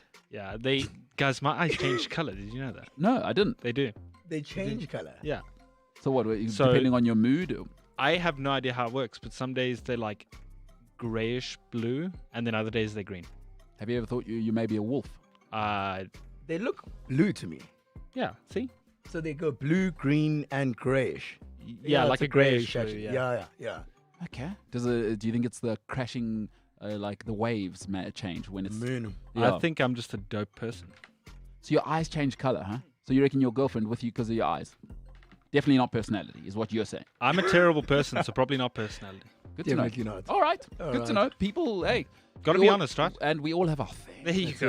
Like That's no it. one's, yeah. All right, great. Hey, James, nice guy, by the way. Yeah. Been working with him for a while. Really nice guy. Excellent, Works really excellent. hard, and great eyes. Great eyes. Who knew? Yeah. I didn't. And great beard. Fantastic beer. Excellent How beard. much time you put into that thing, James? The beard. Yeah. Not a lot actually. Not. When it gets too long, I get it trimmed, and that takes like half an hour. Do you like beard oil and whatnot? No. No, No. God, no. No. What No. are you talking No, about? I'm all baby face and beard and eyes.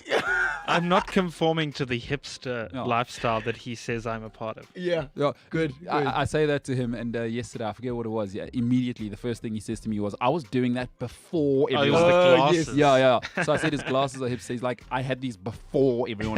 With the thick Yeah, frame. it's the most hipster thing ever. He goes, "I'm not a hipster. I had these glasses before it and went the hipster." beard. Yeah, And the, okay. yeah, he had it before. We believe you. We believe you. All right. I'm missing a man bun, but I'll never get there. James, all Ever. beard, all baby face, all blue eyes. I like it. Okay. Well, there's a segment for you now, James. Yay. This is called Social Media with James. James. It's a big production show. We've It actually is. got that set up as a sting. That's not us doing it live. Yeah. Jimbo, you're going to get into the socials, and then we'll get to the YouTube comments, and Yeah. let's just see how it goes. Shimmy, feel free to contribute. Yeah.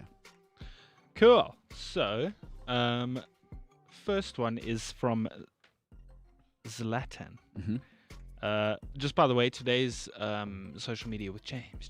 James. Nice, nailed it. Is a mix of things, not just football, which is cool. So Zlatan is facing a 3-year ban. He owns a sports betting company. Yeah, 10% shares. Yeah, that. Okay. Which is very, very frowned upon by FIFA and UEFA and every. Actually, there's a football- rule in it. Yeah. So it's actually illegal, not even frowned upon, isn't it? That's why Kieran Trippier and his friends got into huge Yeah. Well, trouble. he tipped his Yeah. friends off Yeah. about his move to Atletico Madrid. Yeah. Yeah. So he could be receive a 3-year ban from football. Is that like serious? Well, Well- it could also be as drastic as, because of his age, 3 years. No, it's the end of his 40, career. That's your clearly, career. Yeah. So, But yeah. this is Latan. Where was that? Was that in Sky Sports or was that like Daily Mail? I saw it on the Daily Mail this morning. he has an alleged partnership with a Malta-based betting company. That's a problem. Um, If true, that is a big problem. very big. You can't. No, he's got to go. It's almost got to be a lifetime playing ban. Mm.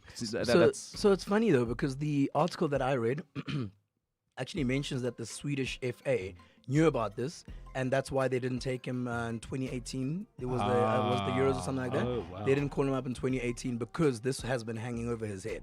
So it's funny because we're in 2021 and it's only really coming out now. Yeah. And I guess you need to investigate that kind of thing because, like when you catch a mobster, is that you never want to. The first piece of evidence is not when you want to arrest them. You always want to build the case. They're gonna, Yeah. and they don't play there. Yeah. So, tell you an interesting story, James. A couple of years ago, I went to Sweden to shoot a documentary at the Gothia Cup. I think I've told you about it. Yeah. In it, I met a very, very interesting man called Jens Littorin. And Jens is the Air Force sort of journalist in Sweden. Like, a really understated guy. You'd never know. So, do you remember when there was the terrorist attack in Norway? I don't know if maybe you didn't get a wind of that. Anyway, I forget what, Lindbergh was the guy's name or something like that. He terrorized and shot the kids on the island. And anyway, Jens went and reported this, So he went while this terrorist was by their standards, a terrorist. And he was on the loose, just like shooting up Norway. And anyway, my point is he wrote a book about match fixing in Swedish football. And they are really, really sensitive to it there. And he was explaining to me how it's done. And because nobody really looks at Sweden, everybody thinks, that's literally a Valhalla on earth. And he says it is a massive problem in Swedish football. So I'd imagine they're already sensitive to that. Yeah. Probably. Jens Littorin, really, really interesting guy. I mean, he's covered 6 Olympics, I think. Oh, wow. As a journalist. Oh, yeah. No, he's final level. Okay. Been World Cups. Good Lord. He's the journalist in Sweden. And really interesting. So Zlatan's in trouble there. If true, they are not. Well, it also says here that thing that you said about the Swedish Football Association. They were aware of it for a number of years, and this might have been the reason that he did not feature at the 2018 World Cup in Russia. Look, and I guess it becomes tricky with something like that is you can be found guilty in Sweden, but maybe in Italy they have different laws, So which is why, as long as he doesn't play for the national team, they were okay with that. That's a good point. That might be why it's actually come up now because he's been called back up, and someone's saying, "Hold on, what's going on here?" Buddy. But once it becomes public knowledge, then FIFA needs to make a move now. Right? Stop. Yeah. FIFA. FIFA. I mean, come on. Sorry. Yeah. Come on. All right. What's next? FIFA make a move. I like that. Zlatan. I hope it's a mistake because I love him. But anyway, let's move on. What's next? We'll make our mistakes. The Olympic Games may be cancelled again. Okay. Says senior Japanese ruling party official. So I also found this out yesterday because I read about another article about the Olympic Games. It's still being called Tokyo 2020. Yeah, because the logo was just so good. They didn't want to change it. It's too expensive to rebrand. They spent $5 billion. I think it was $5 billion on stuff. On marketing and everything. Yeah, they're not gonna. I'm so looking forward to the Tokyo 2020 Olympics in 2026. Do you know what? I wish I was Japanese. I think those are my people. They do not care about what people think. Yeah. This is what we're doing. All the best. Sorry. And we're the best, by the way. Yeah. Hey, do you want to drive a Lexus? Great. Drive it. That's what it's going to look like. And 2020. Yeah. and they've got the money, but no, we've spent it already. And Shimi's got a great saying. 10 Rand is still 10 Rand. There you go. To them, it's not about the money. It's like, do we need it? Is changing it going to do anything? No, it's still going to be Olympics. Screw you guys. Yeah. Like you said, 5 billion. Yeah. Hey, would you do that? No. No. So, okay, very cool. Olympics, 2020 and 2026. I like that. Yeah, that's what we're doing. I've got my problems with the Olympics anyway, so who cares? What, with doping and stuff? There's a lot of problems with the existence. Yeah. We'll do an Olympic build-up show to the Tokyo 2020 in 2028. How does that sound? Look forward to it. Cool. Something perfect. All right, what's next? The Pogmentary is coming. Awesome. Paul Pogba that's awesome. has signed a deal with Amazon Prime to produce a documentary on his life. I hate players in sport that have... Antoine Griezmann has a documentary. Why? And he's still playing. Do it after your career. Okay, why does Paul Pogba have a documentary now? Because he signed a deal with Amazon Prime. Hey, Jeff Bezos. Listen, who am I to say? There's that money. Jeff Bezos is not bad at business from what I've read. Apparently so not. Good for Bezos, but hate it. Hate it. Not a great idea. And I like Paul Pogba's personality. In the middle of his career, in the middle of the season. Hate it. Come on. Also, you're not even like, it's not even like you're at the height of your career. Paul Pogba's career could genuinely go in any direction at this point. Yes, any yes. direction. And if it goes downward after shooting this documentary, everyone looks like an idiot. Except for him. He's collecting, actually. Yeah. No, hey, listen, get paid. There you go. So on the business side, good for him. But as a football, because I love football more than probably anything on this earth, I hate it. He hasn't done anything. Not the move. He's done nothing in football. All right. But good for him. Get paid, dude. I hope Bezos just delivers all of the money in his bank account. It probably will. Awesome. And I love Jeff Bezos too. So a while back, Glenn Kamara, Rangers player, was racially abused by a player. I don't know his full name. Kudela or something. Yeah. And that was a big thing, and Steven Gerrard came out about it. And They stopped the game or something, didn't they? yeah, there was like a brief stoppage. There was a whole fight. Yeah. It got ugly. Yeah. So the player Kudela, whatever his name is, who was racially abusing the Rangers player, got a 10-game ban yesterday. But Glenn Kamara, who was racially abused, also got a 3-game ban. What was his ban for? Being a victim? For retaliating. What, did he punch him? Well, I mean, there was like a heated exchange on the field and stuff. Okay. Yeah. And he got a 3-game ban. Wasn't there some stuff afterwards? I heard he put some hands on the guy after the game. I have no idea.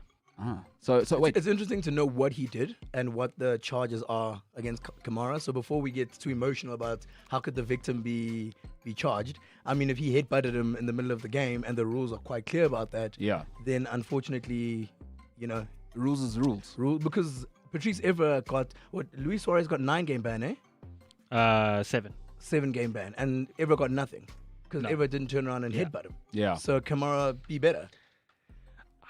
Tough times. Yeah. Hey, listen. If you're racist, you're gonna get banned sometimes. You're gonna get a slap on the wrist. Yeah. I mean, 10 games. So is it proven now that he did? Have we got the evidence that he did racially abuse him?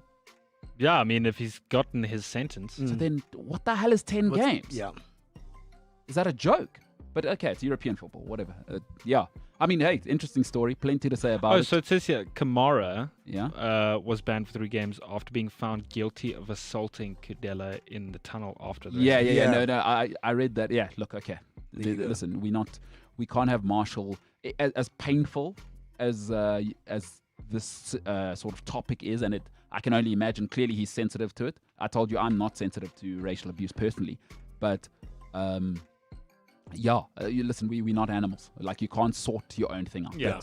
Especially, I think, with something this sensitive on a public platform, there's a certain, if we're looking for leadership and trying to create sort of an identity, and I'm just speaking as a black person, is you can't be seen that's how you solve your problems. That is no way for an extremely awful matter to be sorted. That ain't it. And listen, martial justice, I'd probably be okay if the guy was a politician, but in civil society, it's unfortunate that but again, listen, Kamara, it probably hits him in a place in his heart where something like that, it's like when somebody murders someone, right? You get there, somebody's sleeping with your wife, you shoot the guy. They say you had the red mist or whatever. Maybe he saw the red mist. Like, for him, maybe that is... Sure. He was over there. It is hard to control that it's a sometimes. tough way. Listen, somebody calls you whatever he was called, I would imagine. And what is that? 3 games in all European competition, including the Rangers? Yeah, I think it would. So Suarez was the same. It's all football. All football. Yeah. Okay. So, but just to be clear, Kamara is not, or Kudela is not a cannibal as well, eh? No, he didn't bite anyone. Because that's the thing. You don't want to. Suarez is a bit of the full package. Like Suarez. Yeah, because Suarez had a racial, or was found guilty of racially abusing Evra, and will eat Ivanovic's arm. What you don't want to be in life, James, is a cannibal. That's what you don't want to be. You don't want to be Luis Suarez. Yeah. Well, it's a good thing I never said that in any of my primary school days. When I grow up, I want to be Luis Suarez. I'm just thinking now, which would you rather be, racist or a cannibal? Because both come with their downside. Ooh. Okay. You have to say cannibal, mate. Guys, Yo, why did you have to think Yo, about what's guys. going on here? Oh my word, cancel culture. Oh my god, guys, hashtag James isn't sure. James. By the way, to be clear, James is not a racist. he's not. Nor a cannibal. Yeah. Well, Please. TBD. All right, what's All next? right. So last article before we get to the YouTube comments. Mm-hmm. Activision, who is the developer for, Football Manager? Or they used to be Football Manager. I don't know. Okay. They are the developer for Call of Duty. COD, COD. COD. That's COD. it. There you go, nice. You're Nailed it. learning. So the COD. COD Mobile World Championship 2021 has been announced. COD Mobile. Like, pick up your phone and COD Mobile. Wow. Okay. World Okay. Championships. Ask me what the prize pool is. How much is the prize pool? How much does the winner get? Is it one person or a team? So generally a prize pool, as far as I'm aware, is like total. All of the money, yeah. Yeah. Yeah. The prize pool is $2 million. Which I just thought was incredible. How many people enter? Incredible. How many people are in the competition? Does it say? Is it Um, like 36, top 6, top 8? So you go through different rounds. There's like qualifiers, and then you have last chance qualifiers, and there's like regional qualifiers. There's all of these qualifiers, and then I think probably about 20 people play in like the actual champ. Okay. I would like to know how much does the winner get, and I'd like to know how many people are in the tournament. We can look that up in a little bit. Yeah, that is. That's good money. But listen, it's a sport now. It's a real thing. It's an industry, right? Yeah. No. It's entertainment. It certainly is. And guys work out. Listen, 5-6 years it takes to get to the top of that game. It's like sport. For me, I love that world. I think it's ignored. And I gave some advice on the show the other day. If you didn't hear it, if you've got kids, young girls out there, stop marrying meatheads, or stop going for the cool jock or the idiot like me who's a meathead and can kick a rugby ball, throw a cricket ball. Marry the nerd. Marry the guy with Is glasses. her father a nerd?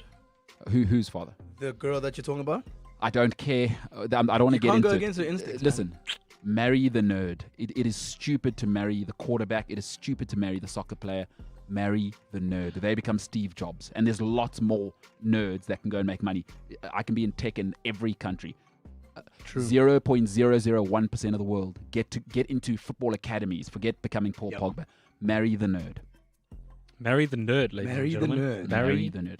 the nerd. Can they date the jock in high school, then marry the nerd? Absolutely not. You got Be to nice to him. No, you got to invest early. Yeah, and the nerd knows long term. He knows who he's dating in grade 10. The nerd's pitching up. He's doing all the mental tests, to know self-awareness and like Early. the greatness in people. The great Zig Ziglar says, if you do what you must when you must, there will come a time when you can do what you want when you want. So Oh. the nerd understands that early. Ladies, young girls in school, go there to computer class, invest, play his stupid Age of Empires with him, Yeah. bring hot dogs while he's landing or whatever James and his nerd friends do. Serve him as cold Do drinks. that, yeah. Put in the work early. Put Yeah. in the work early. Wow. Because By one the- day when I win my $2 million prize pool, Oh, There are you you go. kidding me? just saying. Are you kidding me? If you're a lady, that's the lifestyle I want to live. I want to live at the hilltop with James. I'm just saying. Oh, because think about sportsmen, they get old early. They do, and then you're 35 and you sit on the couch. Nerds are Bezos. I'm going to make money till There you go. 60. Steve Jobs was the nerd too. Are you kidding? Very Bill nice. Gates has so much money right now. Terrible sweaters, but so much money. Terrible sweaters. He's raking in like 300 billion a year. They don't even fit him, eh? Are you Do kidding? you think he tries them on? He's got so much money. The problem with Bill Gates, his life is set up this way. He's counting his money all day. He has no time for a tailor. I don't even think he. You say, do you think he tries them on? Tries them on, no. I don't even think he goes to the shop Yeah. himself. He So just sends someone. He opens the wardrobe and they're That says, there. like, I need three more monotone jumpers. Yeah, get please. 10. Get 10. Do you Whatever. think he orders them either? I think he just opens the cupboard and there's new stuff. Yeah. Monica No. didn't cut off the tag. I would probably think. I think there's Bill Gates. He's got an app to shop. Like, Yeah. hey, what's this app called? The Boring app. Great. Bill Gates app. Bill Gates Boring app. Great. New stuff every 3 months. Yeah. And it's only exclusive to Bill Gates. Yeah. You And- can't actually That's find it. it on the app. Yeah. All right. It's updated every day. Yeah. Oh, he is. Get a tailor. Incredible. Yeah. Him and Cyril Ramaphosa. Get a tailor. I Have guess you they're seen telling us that Cyril's we're suits? worrying about the small things. Sometimes Cyril's suits do look a bit. Revolting. Yeah.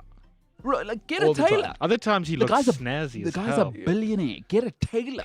What is wrong with? What are you spending all of our tax money on? He's running a country and he's stressed. There's a pandemic. He's got bigger problems. Yes. Oh, that's a good point. And he's married. Yeah, that is. Oh, there you go. Yeah, marriage will stress and you out. before we get to that topic, To the questions. By the way, sports show. sports Yeah, hey. Yeah. Big sports show. All right, James. We're going to take some comments and then we'll finish off with the Arsenal. Let's do it. So we've gotten quite a couple of comments today. All right. Rick has started us off this morning. James, hopefully from today we will stop thinking that our guts are Nostradamus, because it is not. It is just a group of organs full of blood. Such a good point. I don't get it. Now, James, let me. Earlier, you made a shambles of giving context. Yesterday, he doesn't get it. By the way, James, I think he's on the booze, dude. James cannot remember stuff he did yesterday. Literally yesterday on the show, he was Okay. talking about how he goes with his gut for Yeah. Liverpool beating Real Madrid. Well, so there you go. That's referencing yesterday. Yeah. So your gut is not Nostradamus. Your gut cannot predict the future.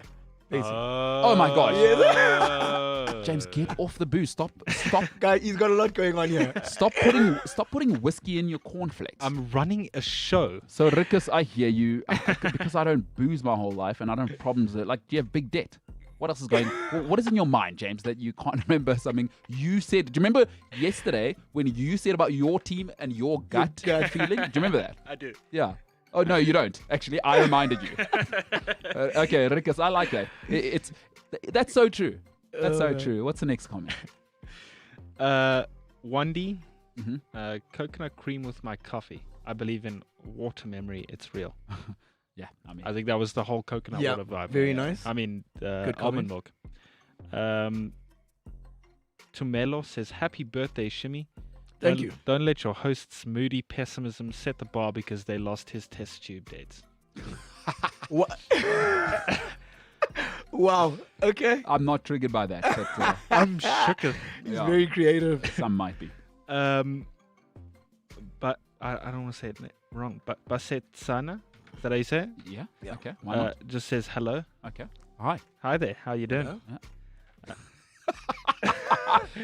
Oh, is, it, I asked you about the is he aircon. on camera right now? It's hot in here.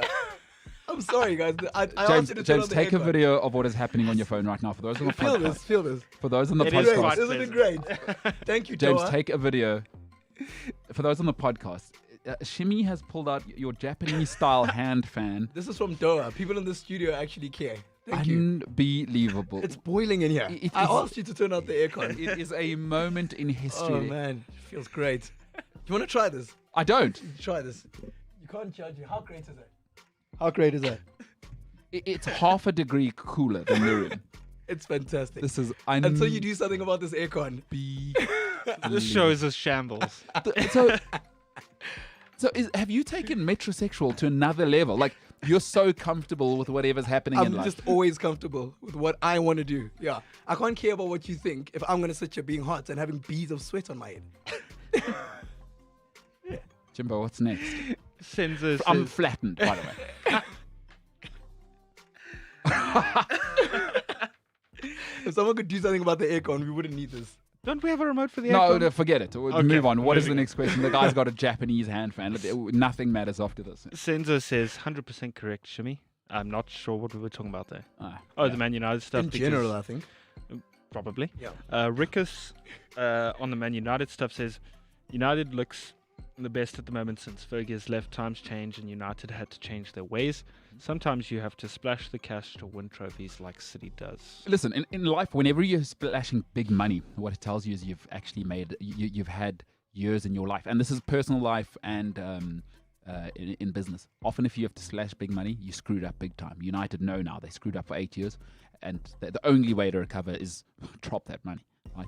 They know now. It's like, 8 years. Oh, no good. They don't like it. I think that philosophy was, though. Now it's more of a controlled spending. So it was a splash the cash with Angel Di Maria, with Paul Pogba, Lukaku. Now it's a little bit more calculated. Maybe. I mean, Aaron Wan-Bissaka, 50 million. That's the jury's still out. Yeah. Look, we must listen. They're going to have to spend money to recover. The Maguire thing, they paid double his value. I was is- about to say, how are we dug our breezing hole. over this? No. Yeah. Listen, Henderson giving him that contract is. you know what happens is in life, and I know this because I was this, and we spoke about it a little bit earlier. Crisis reveals those that weren't prepared. Yeah. Crisis reveal. So Man United now, it's like, City and Chelsea are so far ahead. The only way, it's almost like 50 million for Aaron Wan-Bissaka.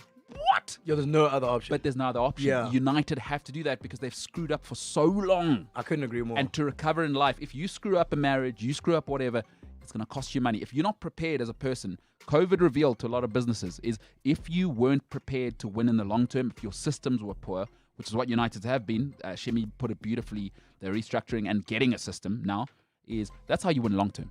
Systems. And now they're overpaying and haven't spent all that money because your system broke. They're playing catch up. Yeah, there was no change management. Business word, synergy. Business talk. Analytics. Rickus also says United will get nowhere today if they follow their old ways and if they stick with their DNA. City was closing the gap significantly towards the end of Fergie's tenure. Good point. Senzo says, that's you. You are also making some valid points about how we are conforming to what other clubs are doing. Good. That's Man United, yep. Lulama says, can United be a big team and not ruin my bet slip tonight? Fair enough. Fair enough. Kuchle says, we're missing a good centre defensive mid that can do the job by himself and allow the rest of the midfield to join the attack. Yeah. Good point. Every Very club's true. missing that. Yeah, we're probably missing a bit of everything there. Eric Senzo says, Eric Bailly is still a Man United player. It's unbelievable. And listen, they paid 30 million for him. That's another failed signing. A little bit. Sorry, listen, availability, grace, ability. Absolutely. You can't be productive if you're not available. Zapeta says, I've maintained that Bruno is the Man United captain. Maguire wears the armband. Cavani is a short-term fix for a long-term problem, which is a ruthless number 9. True. Oh, yeah, some brutal feedback. Angelo says, aware fellas, great show. Happy birthday. There you go. Thank you, Angelo. Happy birthday to Shimi, by the way. There's some people who listen to the podcast. Happy birthday. No, we're not We've saying done that. it's not an achievement, and it's not an achievement. All he did was live another year. Please. How old are you? For he's a jolly good fellow. No, we're not doing it. We're not doing it. It's not an achievement. He just lived. Everyone, listen, I know I've got dirt under my feet that's alive. Microbes in the dirt under my feet. Being alive is not an achievement. Let's move on. What? They haven't lived for a year, though. We is know that so for a fact. Morbid. He's taking the shine out of your birthday. He It's doesn't. okay. He doesn't care for okay. anything. It's not about it. No, if anything, he's actually made it better because it makes me realize how happy and fulfilled I am when I listen to someone that's empty and cold as he is. Hey, he's not That wrong. got real. No. Real fast.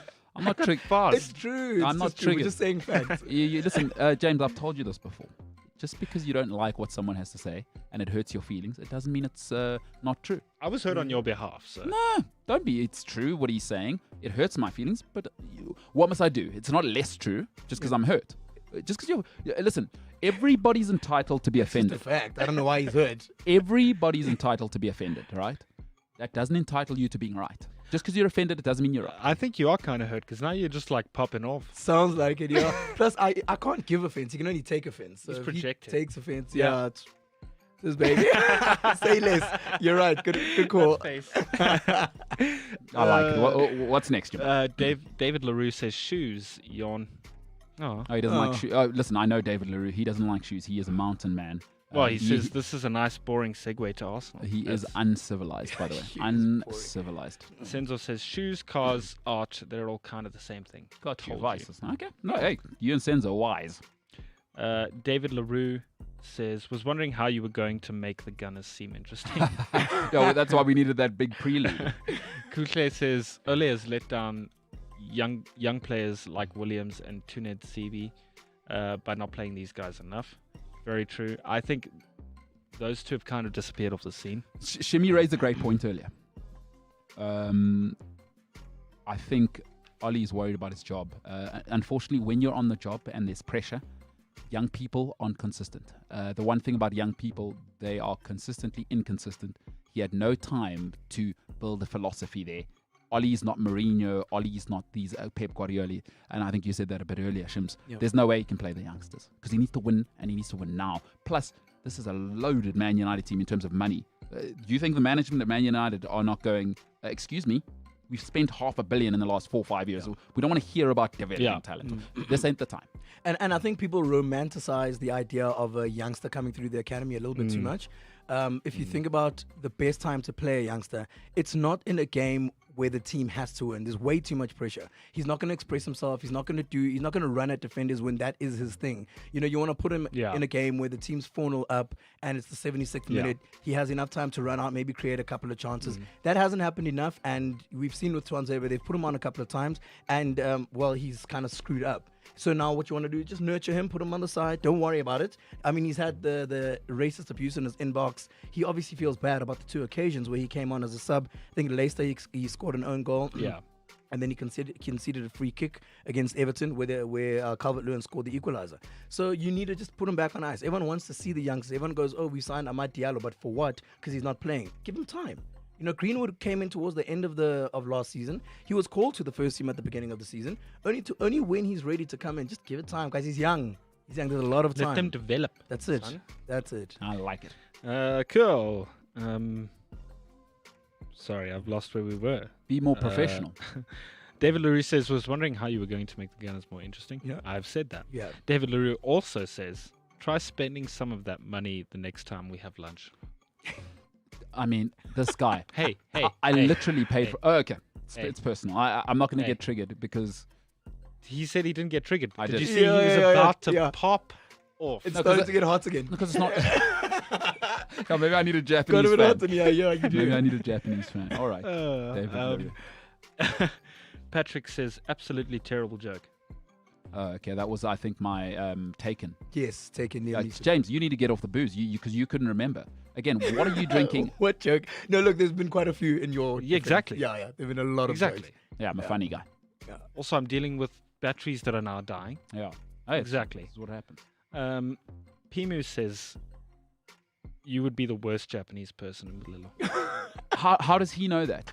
What are the metrics of being a good Japanese You're person? projecting again. There's You're nothing projecting worse. There's again. nothing worse than people that go, you'd be the worst Japanese person in the world. What are the metrics for being a good The Japanese fact that person? you don't know tells me everything. Exactly. No, I know. That's I know. culturally- He can't just say that. I know. That's Yeah. culturally inappropriate. No. I know. And it's built. The culture is built on discipline. I'm a very disciplined person. Yeah. Right. So you wouldn't be the worst. I mean, that's a rubbish comment. Move on. Pimo He's also so said, I don't get triggered, guys. Yeah. Okay, please, Pimo. Enough of, is that another Pimo comment? Just There's read it 2 more. inside There's first. 3 more. Read it in your mind first, please. Okay, so the one says he got paid, talking about Paul Pogba documentary. Great. Cool. The next one is kind of weird. Wants to know if you're drinking Ethiopian goat poop coffee. Who, me? Oh, that's... You. I guess Shimmy. because you can see the cup. Listen, actually, it's not the Ethiopian stuff. I think it's the Colombian. I forget what the marsupial is. That's the expensive coffee. So, is that Pimo again? Amanzi. I'm drinking Terrible human. Amanzi. He doesn't even know Pimo. the difference between. I think it's Colombia and Ethiopia. So rubbish human. Terrible comments. David LaRue says poorly fitted suits look far worse than just rocking up in a good t-shirt. I agree. It's true. Fair enough. I agree. So Fair true. enough. I agree. Go David. Yeah. Nice. No, well said. Senzo says, I was speaking about the current situation at Man United. Let's talk about Timo Werner. Mm-hmm. Senzo also says, and Kai Havertz. Are Chelsea justified in spending that much money? No, I think you also Chelsea's cycle now is probably where United are finding themselves now. Is that they had to recover from what was ultimately, I think Frank Lampard was probably a plaster where you needed to actually rip it off and get into the wound. And I think you can't expect no talent. I've always said this. I've said this on the show to you before. Talent cannot flourish where there is chaos. And it's been chaotic since post-Lampard. I'm okay with Werner. Havertz is showing what he is now. Had COVID. So no. I think Chelsea's actually been, on the inside, a real mess this whole season, including when Lampard was here. Talent can't flourish where there's chaos. I don't care anywhere in the world. And young people in the world, if you are listening to this, when you go to a place of work, right, speak to people that have worked there before. Social media now. Ask them what the management is like. You cannot flourish in... I don't care how talented you are. Timo Werner, it's not a talent problem. It's chaotic. And he's got to learn. It's a new place. You know, and one thing about Europeans is they're really sensitive to moving. South Africans, we dynamic people. Like how many people you know? Oh, I moved from Cape Town. Yeah. What? You move your whole, like Europeans are really, really sensitive to moving. So you got Werner who's just moved. He's very German. You know, I've read articles about how he's a small town guy. He just likes to do his thing. Yeah. England and London are a whole different It's like Draxler at PSG. Yeah, it's a whole different beast. Yeah. Tell me, how do Chelsea make their signings? So we look at Man City, we know that essentially it comes down to what Pep wants. Yeah. Right? Yeah. Chelsea in and out of the door. It's a revolving door. So how do they decide who their players? Look, Chelsea's great strength has always been the strength of the scouting, I would say, is they're actually looking, often there's a prototype. Like you can see where they're going now. Young, small, technical. Under Mourinho, if you think of all the players, they all look the same. Powerful, a certain size. Yeah. So, this is what this era is going to be. I don't think they were worried too much about anything else, actually. So I would say there's clearly a strong technical team at Chelsea, where this is the profile for the team plan. Yeah. It doesn't matter who the manager is. Yes. We don't care. And I would say, technically, I think there's a strong technical team, and I think they work in slabs. 5 years. Yes. 5 years. Okay. 5 years. Because you look at that first 5 years, what did Mourinho do?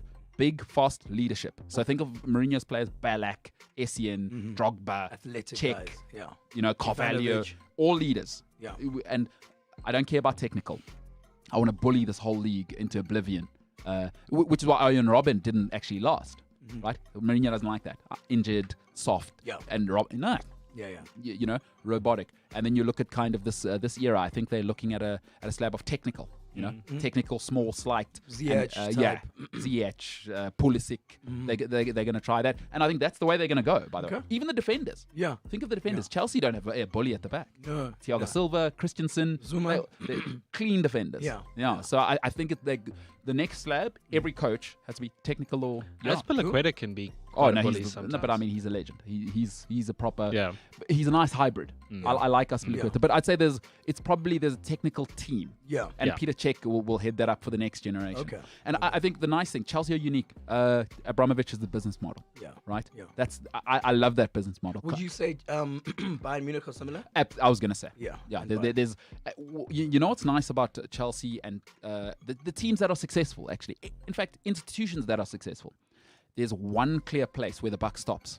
It's not clear with United where the buck stops. Yeah. I don't know. Is it Woodward? Is there stuff? Yeah. All success. Think of Tesla. It's clear. Everything that happens is that guy. Because in order to drive people forward, it must be clear where power lies, right? And United, it's a little airy-fairy. And you look across business in general. Warren Buffett, it's clear. By the way, if I say it, it's going to happen, and it's going to happen when I want it. You need that. So the new way of doing it, Florentino Perez, that's the way to do it. Yeah. And I think a lot of clubs, it's clear at Man City, you got Karl Mubarak or whatever the guy's the representative, and then Soriano, and then Pep, and those are the guys, right? So yeah, I'd say a committee. Yeah. A strong committee, and they've been great. Yeah. Cool. Great. What else we got there, Jimbo? Any more comments? Happy birthday, Shimmy. I think we can accept that when United goes after a player, clubs milk us like they do other big teams. Ronnie Westside said that. Yeah. Ryan Alex, Tuanzebe has to play tonight. Maguire's suspended and Bayer's unavailable as usual. Why is Bayer unavailable? He can't still have COVID. He could. No, he's injury. He's an injury machine. Anything. Probably an Guy injury. loves going to the hospital. That guy. Interesting. Lulama. Walking sick note. Shout to Real Madrid. They know how to peak at the right time. Hashtag system over talent. Well, There you go. He's a listener of the show. There you go. Nick System over Fordyce. Oh, hold on. Let's not go past that. Excuse me, James. Your feelings on Liverpool getting absolutely embarrassed. So Nick Fordyce says... That was last night, James. It's relevant information. Although James probably forgotten because he woke up and just knocked down a bottle of Jack Daniels this morning. So let me tell you. Okay. So I told everyone about the gut feeling thing that I have. That you didn't remember, by the way. It's generally right. And when it's wrong, it hurts a lot more. Okay. And last night hurt a lot. And I was really sad about it. Were you happy with how Liverpool turned up? They were okay, but they weren't good enough. And Yeah. they haven't been this whole season. Yeah. They haven't been good enough for much, if I'm honest. What do you put that down to, if I may ask? I know we're in the middle of something. The the I was coach? trying to Is it think Virgil? about it last night, I think the players are tired. They're kind of tired of heavy metal football. Mm. And I think there's a missing link somewhere. Do you think it's honestly. fair that he wasn't really backed in the summer? See, people forget that. Who, Jurgen? I mean, we all know that there were 2 last-minute defensive signings in Jan. Jota came in the summer. But, I mean, when you play that brand of football over a long period of time, eventually 2 to 3 years, it's not sustainable. Yeah, you need I think you need replacements that can compensate for when a Mo Salah is tired Yeah. or for when a Fabinho is tired. And Or right just now, not showing up, yeah. if Fabinho is injured, Big trouble. I mean, we have Henderson, but he's not a defensive midfielder. Yeah. He Yeah. can be, but he's not. Yeah. Look, I said it on the show a couple of weeks ago. There's 2 things for me. It was the end of a cycle. You go and look at the Premier League. The cycle is 2 years and you fall off a cliff. Only United have 3-peated before. By the way, that's in the history of the league. A lot of people think that's before, even when milkmen and accountants were Oh, playing. really? Oh, yeah. 3-peat's impossible. To keep the 2 year, that cycle, 2 years, fall off a cliff. 2 years. I said they'd fall off a cliff this season. You did. But the other thing is this, and I agree partly with what you're saying about it wasn't backed in the window, is that the best time in anything to improve is when you win. Yeah. Because, and Jimbo, I said it to you before, everybody in the world responds the same to adversity. When you lose, everyone responds the same. You get up, you fight. Not everybody responds the same to winning. And I said, it's very different in life when you go from being the hunter to the hunted. Yeah. And the players at Liverpool, it's a character thing as well, is they're showing this heat. Yeah. That's a real thing. Yeah. Like in anything, you know, you look at people in your life. They start to make a little bit of money. They move to a slightly nicer suburb. How do they behave then? You know, are they still the same husbands, the same brothers? Like these things matter when you become. Everybody wants to be the guy until you're the guy. Till you're the one. Until you're the guy, it's a Yeah. whole different When thing. you All get right. what you want, eh? Jimbo, Careful I what you think, ask for. yeah, careful. Hey, the worst thing in the world is getting what you want. That's it. The worst thing. Shimmy, this has been a good show, huh? It has. You brought we're going to have to end on that note. That was good. There is one more question that I want you to answer. Let's hear it. It's from Nick Fordyce that says, Champions League winner Umbe. I think they're asking you. For Chelsea. He's Champions League Who's gonna winner. win, yeah. Do you know what? I think Chelsea will be in the Champions League final. That Real Madrid team is tosh. It is absolutely revoltingly bad. Liverpool was so bad last night. Doesn't create a chance still. That was maybe the worst champion versus Real Madrid team I've ever seen. Like game I've ever seen. That was It was terrible. a terrible game. Like technically, it's obviously a retirement home in the middle for Real Madrid. So I don't expect Kroos and Modric to be at the levels they were 4 or 5 years ago. But that was just the technical level. Like, oh my god, It's hard to Terrible. watch. You ever seen Real Madrid actually park the bus? Ugh. That must have been the first time I've Yeah. ever seen that in Yeah. my life. They parked the bus against Liverpool. Dude. And who wins Al Kashika? Surely not PSG. Eh? It's Man City. Man City, they're too good. Yeah. And Ed, listen, we'll see this weekend. But I don't want City winning a Champions League. I don't. I hate every one of the teams that are in the Me semi-finals. too. So And I'm like, it doesn't make a difference. yeah. Yeah, equally. If it has to be one, I'll choose Madrid. Winner. I think it's Man City. They're the best team. They're the best team. Look, I think Chelsea are in the final, though. I don't think we're going to lose to Real Madrid. And I think actually Chelsea are going to give Real Madrid a bit of spanking.